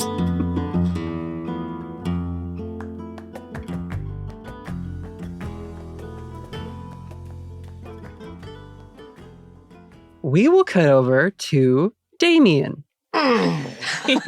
You've been following the Meridian on Whitaker's orders, sort of a deviation from looking into ways to maybe get at the Selkie girls' contract. and we find you at one of the poker tables. This is one of those casual games that Kingo mentioned, where the pot is 500,000. Just 500,000. Jesus. Just to set the stakes. Excellent. Damien waves over for 2 champagne flutes. He takes off his jacket, tosses it on the ground. Damien. And takes out his earpiece, puts it in one of the flutes. Damien. And takes a nice long drink from the other flute while he's looking over at the meridian. Damien. Okay. And he takes off his red tie, also drops it on the ground. He just slides his chips. He doesn't look at the cards that were presented to him. Humans have silly currency. I deal in more interesting things. What is happening? I'm offering information on members of Rogue Squad that you don't even know about. What? And he pulls out a napkin with a phone number on it. And then he stops looking at Meridian and he says, "To the highest bidder." And he turns the napkin to the camera that is always watching every poker table. He takes the napkin and puts it in the rest of the second champagne flute. What in the fuck? Interesting. I'm sweating so much I need to change shirts. He's gonna play his one hand and leave. Holy shit, dude. You gave me like too much time for my brain to twirl and go. So, well, I will say this. That's going to very quickly end this scene if you walk away from the table. I need a couple questions answered. Whose number is it? Oh, it's just a burner phone. Okay. It's a Damien burner phone. All right. What is the significance of showing it to the camera? He's offering to the Meridian and to Kingo. Okay. And you just fully go in on that hand and say, "I'm not playing for money." Exactly.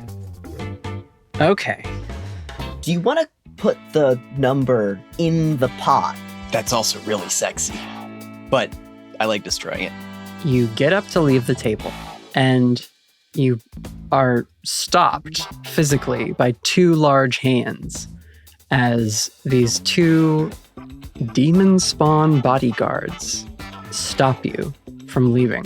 And the Meridian, from his seat at the table, kind of just begins to loudly laugh. Oh boy. A bold first hand, Mr. Edgecrest, but we need to see how the cards play out. You may get lucky, sir. And perhaps we can make this game more interesting if you're looking to up the ante. You see the dealer also says to you, "Sir, if you are going all in, we will need you to remain for at least the rest of this hand." Oh, absolutely. Of course. And Damien will sit back down. You take your seat. Now, I'm going to make you roll to see how good your hand is. As I've been watching everyone else get shitty rolls, I'm like, maybe that'll save some luck for me. You can add half your luck rounded down because it's a luck check. Ooh. Well, the dice say 11. Okay. In a move which several players at the table are flustered and not happy about, by pure chance, you end up with a royal flush. And like Meridian is just laughing the entire time. And like as each card is dealt by the dealer to build the hand, he'll like clap and like have to like stifle his amusement. The next card drops and he just sort of will raise a glass to you, down the rest of it, and order a second round for the table. And when the third card drops and you see the full, and everyone flips their cards over, Meridian, he like fully matched your bet, even though he had more chips to start. Oh, yeah. And like when he loses this like pretty decent chunk of like the buy-in money, basically, he like stands up and like claps for you again. He's like, unbelievable. Can you believe this, man? He's crazy. I like this guy. And Damien, in this moment, in this setting, maybe it's something about the look on the Meridian's face, something about his eyes. He reminds you of someone. Oh no. Someone who you had an instant connection with 2 years ago. Craig! And as Meridian sits down, he says, this man knows how to party. And he points at everyone else at the table, and he says, we're going to change the betting stakes at this table. If you are not interested in trading information and secrets, cash yourselves out. Oh my fucking Christ. No, what have I done? What have you fucking done? Bro! Did this to yourself. A couple of the people at the table fold their hands. They pay whatever the buyout cost is, and the dealer racks up their remaining chip total, hands them a slip, and they could go get different chips at a different table. And just to let time pass at the party for a little bit, I think several hands go by. One or two people who stayed during the rounds, one of them gives up a secret affair that they know about. Another one ends up having to ante quite a bit on a hand where the Meridian is doubling down, and you've already folded, so you're in the clear, but this one hand is going to decide a lot, and the Meridian wins the hand, and the person just puts their head in their hands and starts weeping, and the two demon spawned bodyguards pick them up and carry them away. Oh, bitch. And Meridian just pulls in the chips, which are representing the promises and the deals and the maybe, contracts being forged at this table. Damien, get the fuck out. And we will pause this scene so you can think of another strategy or what secrets you want to divulge in a couple rounds of this going on. And Meridian looks to you as it's down to the two of you at the table. And he says, as he again starts playing with one of those dark poker chips in his fingers, sort of letting it ride across his knuckles and ride back. And he says, now, my friend, we have weeded out the non-serious players. Let's you and I get to know each other. And we will cut away. Oh my God. Bro. Damn.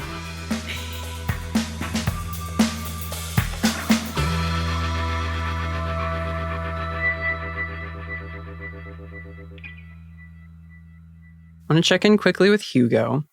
Anything you want to be doing at the party right now? The default is he's trying to just be a good non-boyfriend boyfriend. That is his main task. Do you want to just try and observe stuff happening at the party? If anything, he's probably also going to keep an eye out for what's going on with Rogue Team. He hasn't really seen too much of them in general, so him running into Aine is going to be the perfect time. Why don't you read a bad situation? Oh, God. The bad situation being a social engagement, which you have to attend. You're not wrong. Yep, not wrong at all. It's a 5. Again. 5 again. But you know what the best part is? We leveled up. Hell yeah. Hey, nice. All right. You know exactly what you're taking, or you're going to need time to... Not an idea. We'll figure that out later. Okay, we'll do it later. I think you might misread the situation or reveal tactical details to enemies. The Keeper can ask questions. Hugo, the bad situation is actually going to escalate to match that description. And that's going to happen 3 times to represent the 3 questions you would get on a success. The first of which will happen right now. Do you think Anya and you are sort of holding court and staying in this one booth, or have you wandered? It's not particularly important. I'm just wondering what vibe you think you two would maintain. I guess probably holding court to an extent. So I think you're sitting there. The bits of enjoyment you are able to pull from this evening is the fact that you're in a very fancy place with Anya. The food's good, the drinks are plentiful, and it's just a nice atmosphere to where they're not all this other, subtext going on. But Anya suddenly stands up from her seat at the table and she says to you, I just saw someone I need to speak to. And she rushes over to Sierra Bramblepoint. And she calls out, Syrah! And the centaur wheels around slowly. Syrah stands very rigidly once she realizes who has called her name. And Aine slows her approach, collects herself, and approaches at a much more like regal pace to close the rest of the distance. And Syrah says, Majesty, what can I do for you? And Aine says, is that any way to greet an old friend? I haven't seen you since you left the guard. And Syrah nods curtly and says, yes, Your Highness. I did not feel it appropriate to make contact given the way in which I left. Aine sort of frowns. She says, you could always come back. And Syrah says, given what I believe to be your intentions with the human, I think not, Your Highness. And Aine just sort of deflates a little. The butterflies around her sort of all like land at the train of her dress. And she just nods and says, I understand. I'm sorry, Syrah. You needn't apologize, Your Highness, but neither will I. And they walk past. And Aine sort of returns to the table, sits in the seat, and like doesn't even acknowledge the next person in line to like come and like say hello and like greeting her like very officiously. And she just sort of is like, yes, a lovely evening. Oh. Her mood is shattered. Oh. Hey, you okay? I'm frustrated at the number of friends and people close to me I seem to lose because of us. We knew this wouldn't be easy. Or without cost. She sits in almost like a trance-like quiet state for a moment, and then opens her eyes and like very intensely locks them with you, Hugo. And she says, I would not choose differently in 1,000 years. Shade of my heart. I'm going to make sure you don't have to. And she will reach a hand across the table and hold yours. And he will take it. And he will add, and that's a promise. She just rubs her thumb against yours, and she says, a promise. And a little green band forms around your two hands and dissipates. It's so cute! As we see Aine walking over, her gold dress flowing behind her, the glow of her casting reflections on Anya's rhinestoned dress and the polished surface of the table. And, you know, despite how done up and nice Aine is looking for this evening, she does have sort of a frantic and off-kilter energy as she walks over. Hi, Your Highness, Hugo, can we talk? Oh, no! Sure. You don't mind, do you? Aine just sort of slides over in the booth and is like, please, I'd love a break. So Aine will like sit down in the booth with you. And in fact, she like manifests her wings and throws one of them over the entrance area of this little VIP section to like close it off to anyone trying to come and talk to you. And she says, Amity's here. Oh. 1, how? 2, why? 3, what now? Looks like she snuck in. I assume she heard us talking about the mission and wanted to help. I would like to finish the mission quickly so that we can all leave and make her leave too. I'm surprised you guys aren't done yet. Well, we are still trying to figure out where they keep the contracts and who we need to ask about them. Have you asked any of the people that work here? She says, Whitaker has already ensured that we are on thin ice with the staff. Okay. This is going to be one of those alternative method things, isn't it? Aine glances at Aine and she says, forgive me for asking. And then looks back to you, Hugo, and she says, it could be that we will need some non-agency sanctioned help. Okay, that's great. You have Amity here. if they already want to help, then they're good to go, right? Aiden just tilts her head to the side. And Anya speaks up and goes, I think what the First Light is saying is that if you could assist, she would appreciate it. Yeah, I was trying to avoid that. But I've got your back. Aiden holds up her hands. She says, I don't want to steal you away. But no, I don't want to steal you away. This is your evening together. It's fine. Too bad. I've made this decision already. You always do that. Yep. All right, well, we should probably try and meet up with everyone and make a plan. And hopefully not make a scene. Yes, please. So he's going to turn to Anya and say, it's probably going to take a while. I apologize in advance. I'll make up for this somehow. Do me a favor, try to have fun, please. She smiles, sparkle and charm returning to her face, and she says, I said earlier I don't like these functions, but I never said I wasn't good at them.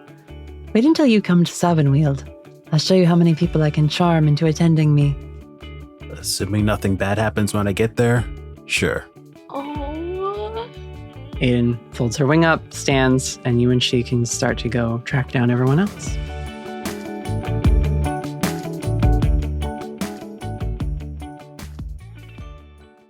Whitaker, what have you been up to as the evening drags on? I want to get a copy of the blueprints or schematics of the place from Marissa or Tomas. That could just be something Prithvi downloads from the case file they've had on this place. Sure. Can you roll... The deal with the agency? Yeah, roll deal with the agency for me. Sure. It's a plus sharp. It's an 8. On a 7 to 9, you get what you need, but you might be chewed out by your superiors or there might be fallout. Yeah. You contact Prithvi over the comms and you say, what do you say to them? Prime that scene for me. Prith, can I get an overlay of the schematics of this place? Do you know if you can get to Marissa and Tomas's blueprints, anything? They oversaw the construction. Surely they got something on this. You hear over the comms, yeah, that shouldn't be hard to pull up. Give me just a second. And Whitaker, something about Prithvi's voice feels a little weird. It's like there was an echo over the comms. Uh-oh. Did you take your headphones off? Getting a bit of feedback, bit of echo. Yeah. Just a second. I'll get some new earbuds in or something. Frith, check the security on this line immediately. Doing it right away, buddy. It's not a problem. Not a problem at all. Mm-hmm. That echo is still there, Whitaker. Read a bad situation. Yeah, fascinating. Okay. Another 8. One question. Are there any dangers we haven't noticed? Classic. You see, quickly moving away from a bar across the room in a stunning white dress. Their bright fuchsia hair and side shave done up neatly in a very attractive braid. And fiddling with some sort of tablet is your person in the chair. As we see Prithvi scurrying away to try and get out of vocal earshot of you at this event. Oh my god. What? Prithvi, no! Prithanya Devon. I don't think I've ever seen anyone leap over a reveal in a session before. Thank you, Darius. And as they disappear around a corner, whoop, whoop, schematics of the place show up on your feed. Sorry about that, Whitaker, buddy. Nothing wrong with the comms. I've checked, double-checked, triple-checked. In fact, everything's fine.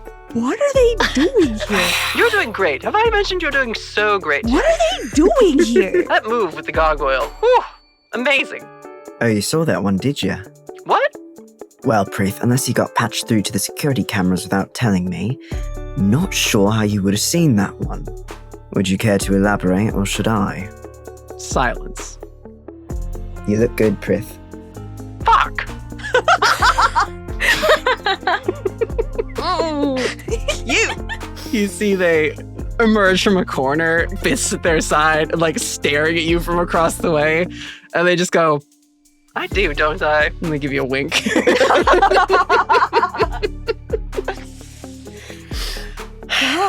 God. All right, well, let's not be two idiots talking through earpieces. Walk with me. They will saunter across the room and join you. There is already an incredibly high volume of Eastie agents at this event tonight, and you really thought adding another one would be a good idea. Well, I didn't want to be rude to my date. You've a date? You see up on one of the top levels as they point upwards a three-headed chimera. What? Chatting with some other people in like a tux. What? Technically, I emailed them and asked for a ticket, and they were able to get me one. But, you know. Your DJ Chimeras +1. 4 or 5. I think when you reach a certain status, that you just get however many you ask for. There's one for each head. Brittany's losing it. I am rubbing my temples, and I think Whitaker is also just like nursing a small migraine. I will say, as Natalie, I'm so sorry, but I could not resist. I love this. It was too good. Oh, it's perfect. It's so good. It was either like that or like Theo shows up at the party. I knew something wild was gonna happen. Yeah. I love that Prithvi like couldn't disappoint their date and then points up 4 floors like, yeah, my date's up there.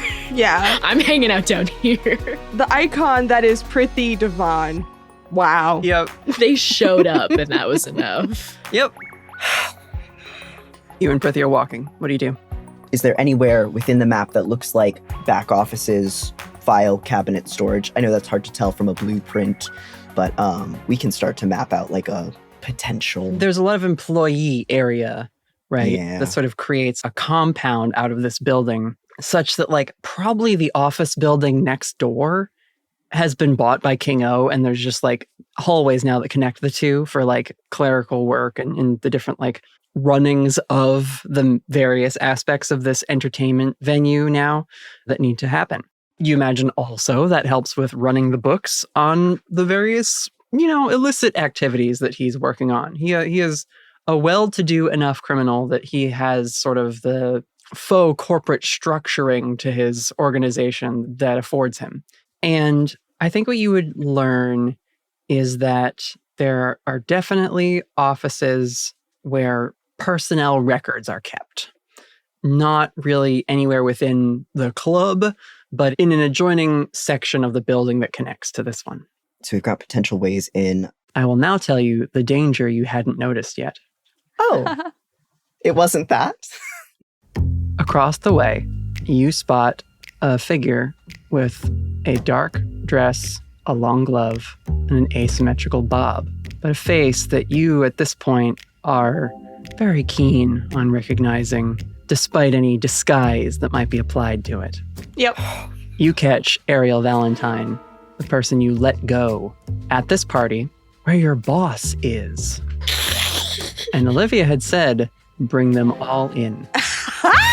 And Valentine, just for the spice of it, I will say you also clocked Whitaker, probably as like he raised his voice a little bit at Prithvi in their little exchange. Yeah, she's like dancing with like her mark for the evening or whatever. Like I said before, some like mid-50s to 60s like ish man who like thinks he's still got it, and she's gonna rob him blind.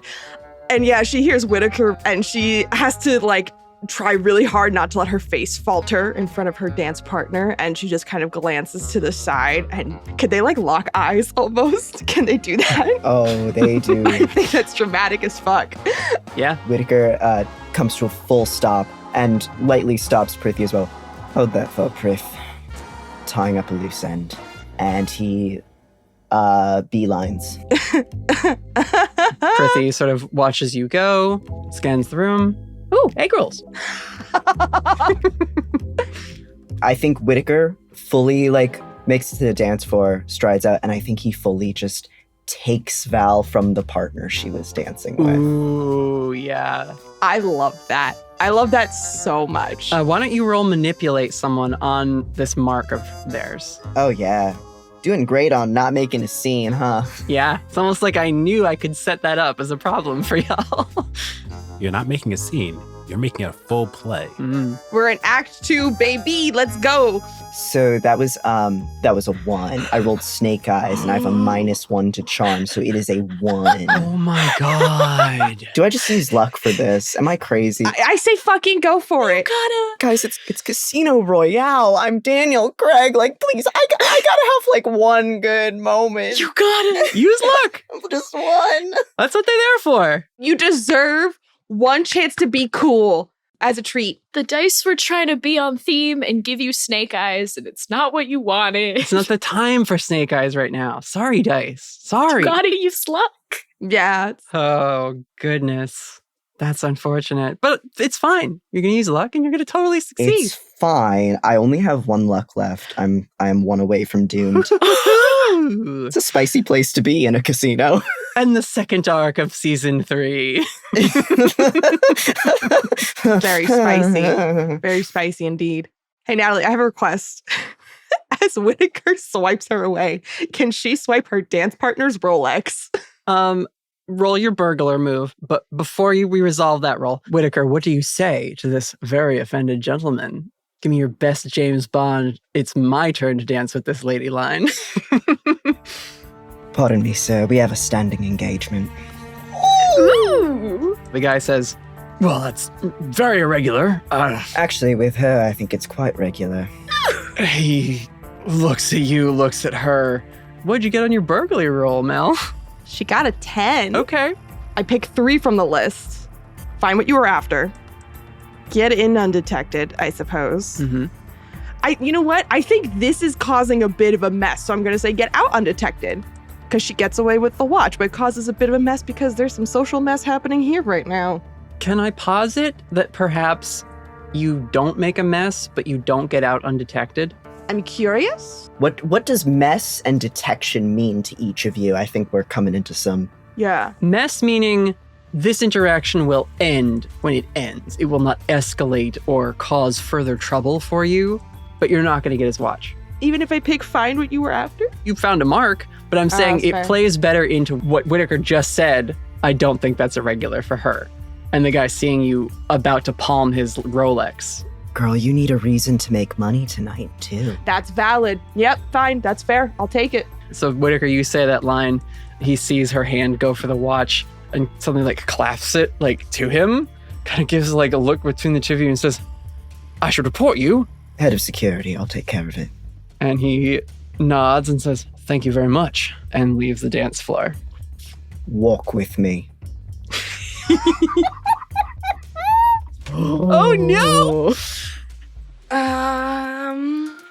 I think if you don't have an immediate response, he will take your hand. He just dances you across the floor. Yeah. Exactly, yeah. Yeah, I think she's like wordless and turns her head slowly to look at him after he says, walk with me. And you see the defiance in her eyes. You just fucking like ruined her mark that she has been working on for the last hour. Cost her $50,000. Yeah. $50,000.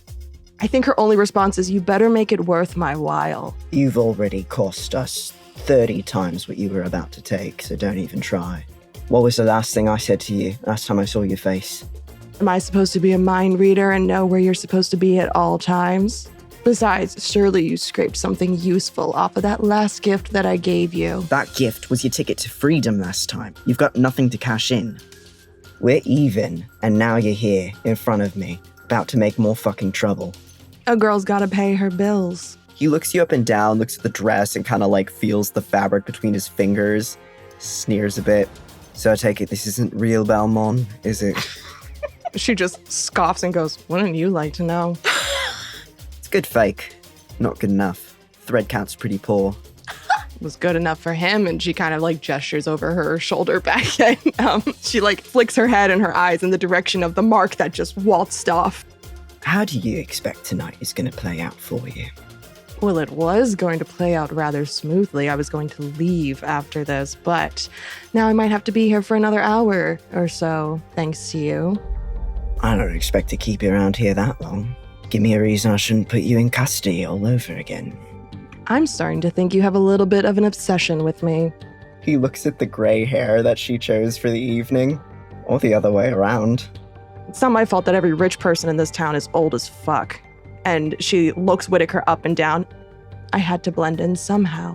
The grip he has on your hand tightens. Ow. And all of the patience or playfulness that he's had in his eyes absolutely evaporates as he just growls at you.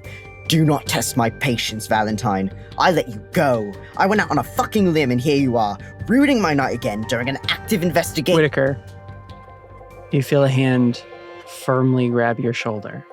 And despite how angry you're feeling, it quickly melts away. Not into I'm having a good time, but more into a numbness. There's no reason to be upset about anything or really to feel anything right now. Val, you see standing behind Whitaker and turning him to face her. Aine is there on the dance floor. Get it together. We are on thin ice and you are making another scene. And she will take your hand and separate it from Val's. She holds your hand firmly, Val, though not hard enough to be hurting it the way Whitaker was. And she begins to lead both of you off the dance floor. I spoke to Hugo. We need a plan.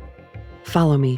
Whitaker's just sort of chewing on his tongue, feeling the numbness and the anger underneath, and just a slow murmur comes out. I hate it when you do that. Aine looks over her shoulder and looks pretty upset. Not angry, really, but really troubled. And she says, I don't like using it either. And you feel that numbness fades as her soothe turns off. And your rage is back, but you've been checked on it. You're gonna swallow it and kind of keep it together until you can get somewhere to talk as Aine leads you and Val away. I was going to say, she's pulling Val along for this. Oh my God. Yeah, she recognizes you too. And she knows Whitaker wouldn't just be losing it at some gray-haired person for no reason. Nope. Yeah, amazing. Casino night. Okay. Voice. Let's cut back to Damien, because we're about to have most of the team together, but Damien is predisposed.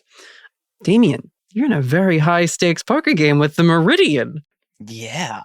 How would you like this to progress? We could just do rollies a bunch and then trade secrets depending on the results. Is that the fastest way to get through a few hands to see what the back and forth is like? I imagined it a one-hand thing because I always sort of imagine it shorter and not drawing things out, but... Well, here's my counterpoint. If this goes for a few hands, you actually have queued yourself up to get a lot of intel straight from the source from the Meridian. And you didn't even know who he was until Whitaker was like, oh yeah, no, he's a big name in the smuggling sectors of the city. Oh shit, what intel do we have on him? Well, that's kind of it, right? So if we do a few hands and see how it goes, you have chances to ask this man questions. And he seems willing to play the game you have proposed. Excellent. He's got that hunger for something interesting. Ooh, Meridian is here for the spice just as much as anyone. So I'll lay out what Damien's chips on the table are.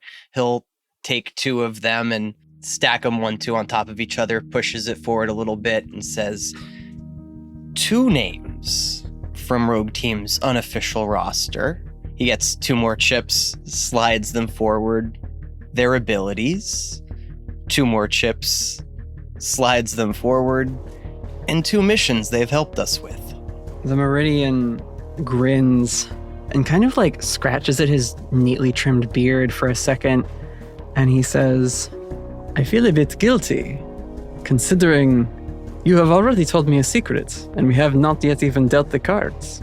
You always have to put forth a little bit in the ante to show you're serious. I just like going first.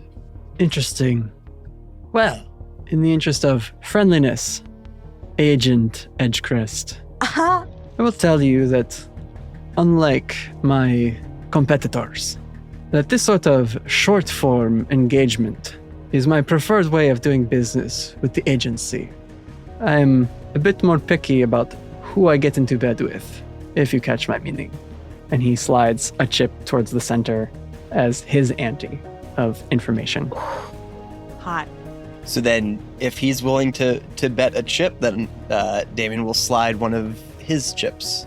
He's saying, you by saying, hey, I have intel on these agents, he's already inferring, oh, so you're an agent too then.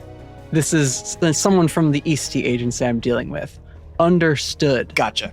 Perfect. And so, like, without giving away too much more, but to, like, sort of show that he's willing to play fair, he says, I'm not dealing with the agency the way some people might be, implying that, like, he doesn't have a deal with the agency. I'm also not dealing with the agency the way that other people are dealing with the agency. And Damien will just glance over to his earpiece in the champagne glass. This maniac. And his tie and jacket, which are thrown on the floor without any sort of care. Right. Okay, let's roll. No modifiers. Casino rules, baby! 5 and 5. 10. Okay, Meridian got a 7. You can ask him a question. I want to keep it fun and friendly. So let's ask, surely you deal with items and things that are interesting to people like us. And he sort of like gestures at his eyes and the other guy's eyes. His security? Yeah, just to be like, you know, I'm not a human, you're not a human. We have different interests. Mm-hmm. So what do you deal with that would be interesting to someone like me? Framing it as, hey, I'm a demon-y type. What's interesting to me versus, hey, I'm an agent. I'm interested in busting everything. He smiles and he says, well, I think that might have more to do with who we answer to than our own personal preferences. He looks you over, takes note of like how you appeared, and he says, Edgecrest, I thought your name rung a bell. Oh no. I'm remembering now, 2 years ago. A lot of trouble being stirred up by one of Leviathan's. Oh no!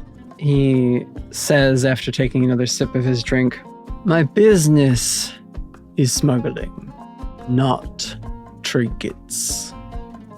Anything you or your progenitor might be interested in, I can provide, given enough time to list the catalog of what my people are able to acquire. We would not play another hand tonight. chips move around, another hand gets dealt. Roll again. 6 and 5. 4. Oh, bitch. What's your next question? Can I infer which demon prince this fellow would most likely be associated with? Given your history and given the demon spawn attributes shared by the security following this guy around, and I want to clarify, the only like unnatural thing about this guy is that his skin is sort of that like deep dark brown red. But he has no horns, no tail, no hooves. Like, he's just a supernatural skin color and the like warm flicker to his eyes. But you would infer, based on the type of demon spawn attending this guy, they're humanoid. They're like classic mythical devil types in appearance, if a bit burlier than like an imp. Those types of demon spawn tend to be assigned by Asmodeus. Fucking knew it.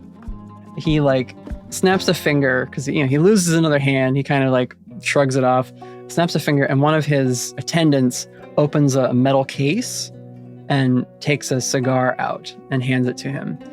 And it's got a metal band around it. The Meridian takes it by that, but then he just presses the end of the cigar onto the top of his hand and it starts to smolder. And then he lights it and puffs a little bit. I can field questions from the crowd if anyone has any cool ideas for what Damien could ask this underworld figure. I don't know if Damien would actually care to ask this, but when he mentioned, like, I only do short-term engagements with the agency, implying that there are others who have more deals going on with the agency, that was something that might be worth a follow-up. Like, hey, if you're not dealing with the agency, who around here is?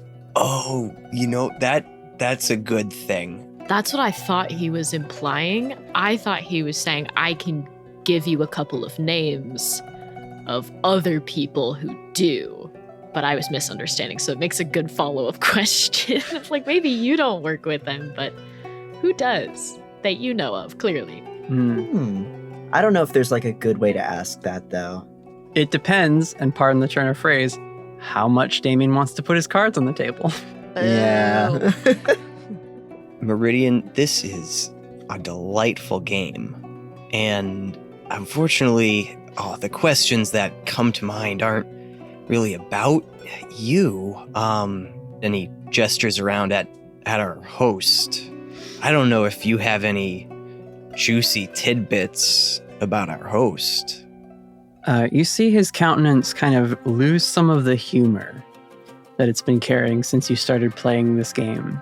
And he says, that pushy sea slime.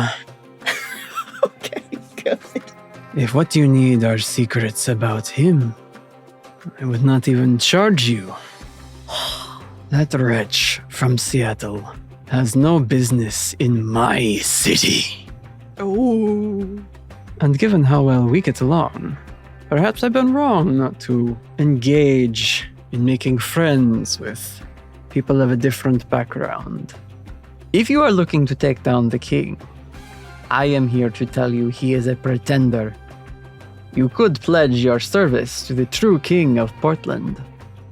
Together, we could ensure the octopuses fall from grace. That was music to my ears. I don't have nice things to say about our host. I think we can get along quite well. Am I to understand then that you have speaking power for your organization? He holds a hand up and he says, I'm so sorry. That was rude of me. We should play the hand to see if I can ask that question. Yes. He rolled a 6. 6 and 3 is 9. He sees the cards he's dealt and just immediately folds. And he says, I'm enjoying this game, but Lady Luck seems to want to tell me I should step away from this particular table. One final question, my friend, and then I will find different entertainment for the rest of the evening. Besides taking out King O, which is already a known outcome, what ways can I make the new king happy? Oh. What do you desire? Jesus. You see, he places a hand on his drink, and the alcohol within it quickly boils and evaporates, and the glass itself starts to heat up and glow cherry red in his hand, such that it becomes like malleable, like melted glass again. And he kind of just starts to like play with it like a liquid ball of mercury. He says, hauntingly, everything. He reaches his other hand up and starts to actually manipulate the glass, shapes it, messes with it some more. As he's doing that, he says to you, as I'm a realist, I understand you cannot achieve your heart's desires in this world. You can make yourself very comfortable with enough power, with enough influence, with enough of the right secrets. You are on the path to success, Agent Edgecrest. And he blows on the glass as it solidifies once again into a different shaped cup, but a cup once again. He places it back down on the napkin. You have given me much to think about in terms of what I might desire in the future. It is good to know I might have one friend at that shiny agency. And friends is what I really want.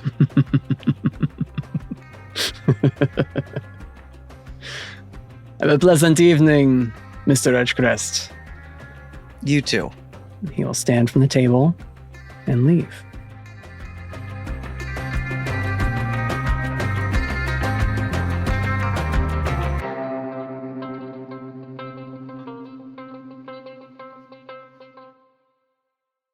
Is it funnier or cooler for Damien to have a second earbud or for him to fish his waterproof earbud out of the champagne glass? I love the idea that it's waterproof. Waterproof is very funny. That's good. Yeah, Damien checks in. Sorry, I've been radio silence. Any fun updates? Aiden got us a VIP lounge. We're meeting back up. You want to come reconvene? Yeah, and you hear the sound of him shoveling chips into a pile together. I hope your interview was lucrative. The dealer at the table actually says, "Actually, sir, you were not betting any money, so those chips are actually of no value."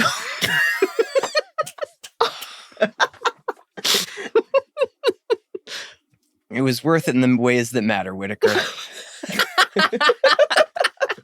I cannot. On my way. Prith, you keeping an eye on the main floor for us?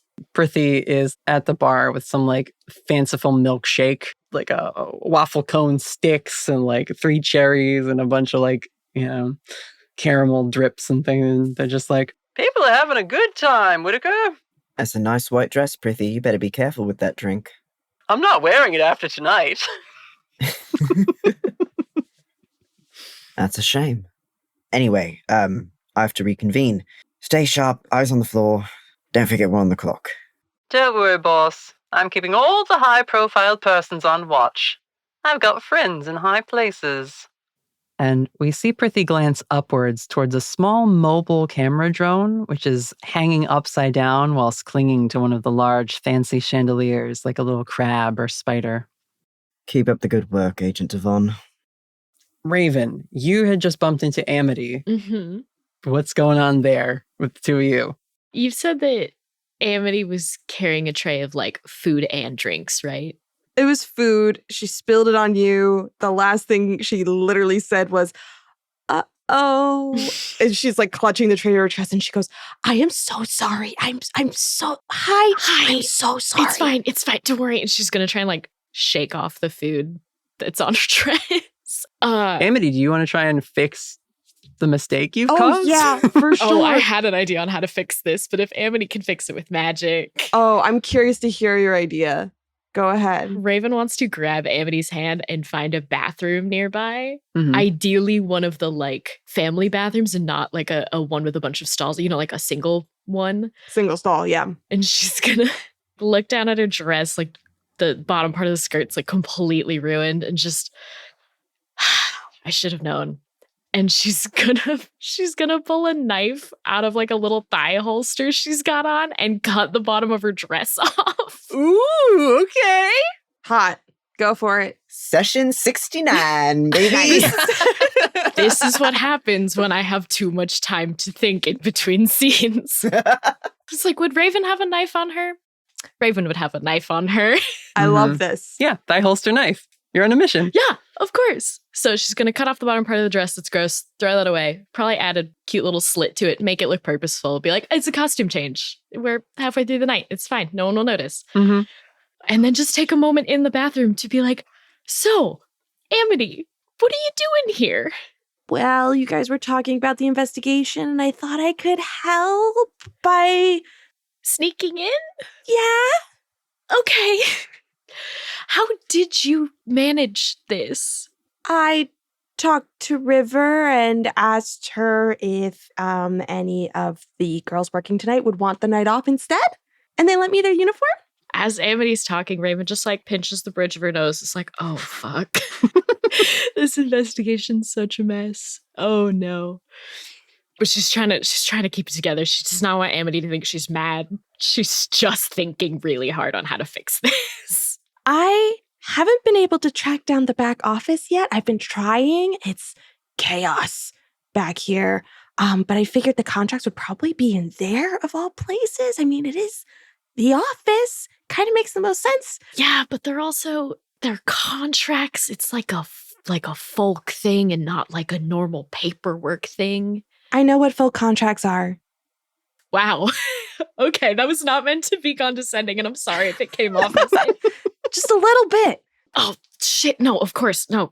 Obviously you would know that. Sorry, that's not how I meant it. It's fine. It's just, this is an agency mission, and we just don't want you to get hurt if something goes wrong.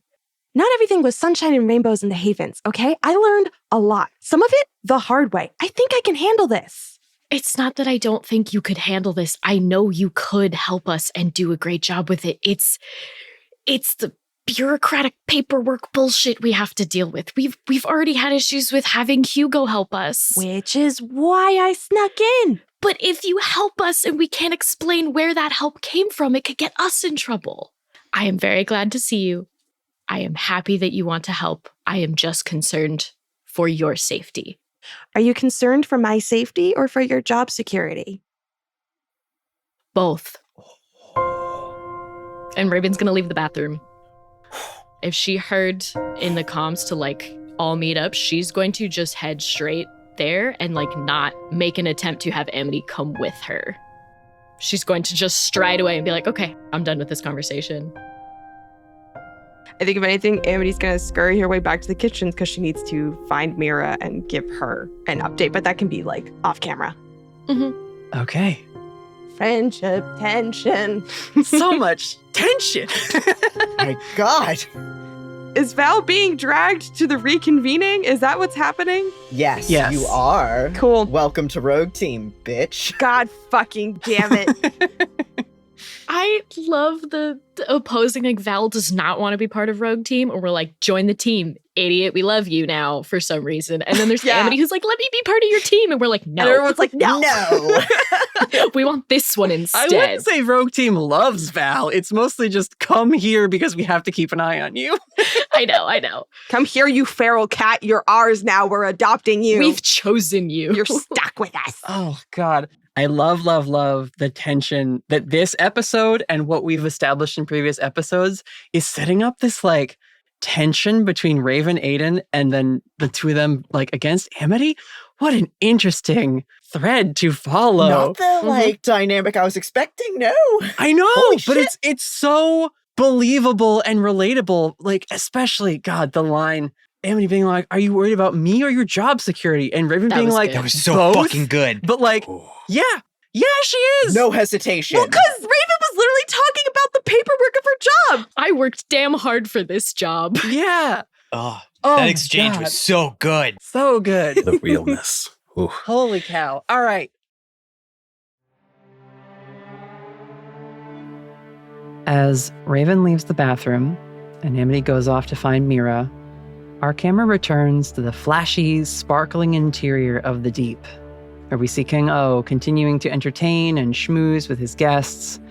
We see him posing for some photos in front of the towering aquarium tank. And as the camera flashes of the press go off, they white out our view entirely. And when the flash resolves, we see that we've transitioned to a different camera going off. The flash of underwater photography, being done by Aaron Pike and his team of divers as they document and capture images of this ancient artifice device.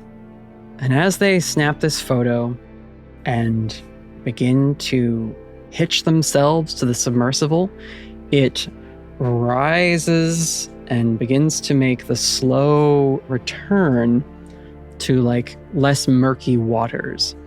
And the mermaid swimming alongside taps the glass, and Pike gives her a thumbs up and like taps at his throat and points forward ahead of the sub as he's piloting it. And she nods, swims a little faster than the submarine ahead, and cries out with that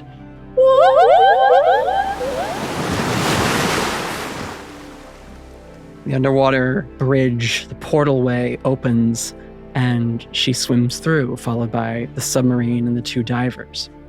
And by several of those shadowed figures. And we see the whirlpool close, and our view rises up through the depths of the ocean to the boat that normally would retrieve the sub and pull it up and place it on its deck to then sail back to shore from the bay. And we see one of the lights built into the deck of this small vessel flickers and then sparks as we see a spear has been jammed through it. We see a body roll off the railing of the deck and into the water as several other dark figures are walking around on the deck and tossing bodies overboard. Oh, God. We get closer and see as one of these figures holds up the guy who was on the radio with Pike, kind of choking and grasping at their neck as this being holds them up in the air. And we see this being has smooth, slicked skin, almost like a seal, but with sort of like an aquamarine patterning to the skin and like a thin protrusion on the forearm and webbed hands, large dark eyes, and a set of gills that sort of extend from the neck and also down at the ribs are another set which expand and take in air. A dual-purpose respiratory system on this creature as they bear sharp, jagged teeth and pull this man close and say something in a language we cannot understand. And they impale him with one of these sharpened, glowing spears and toss him over the deck of the ship. They turn, bark orders, and other figures who are sort of perched and clinging to this boat leap off and dive into the water. This creature lets out a simple whistle and then also leaps off the deck. And then a humpback whale breaches and slams into the ship, sinking it.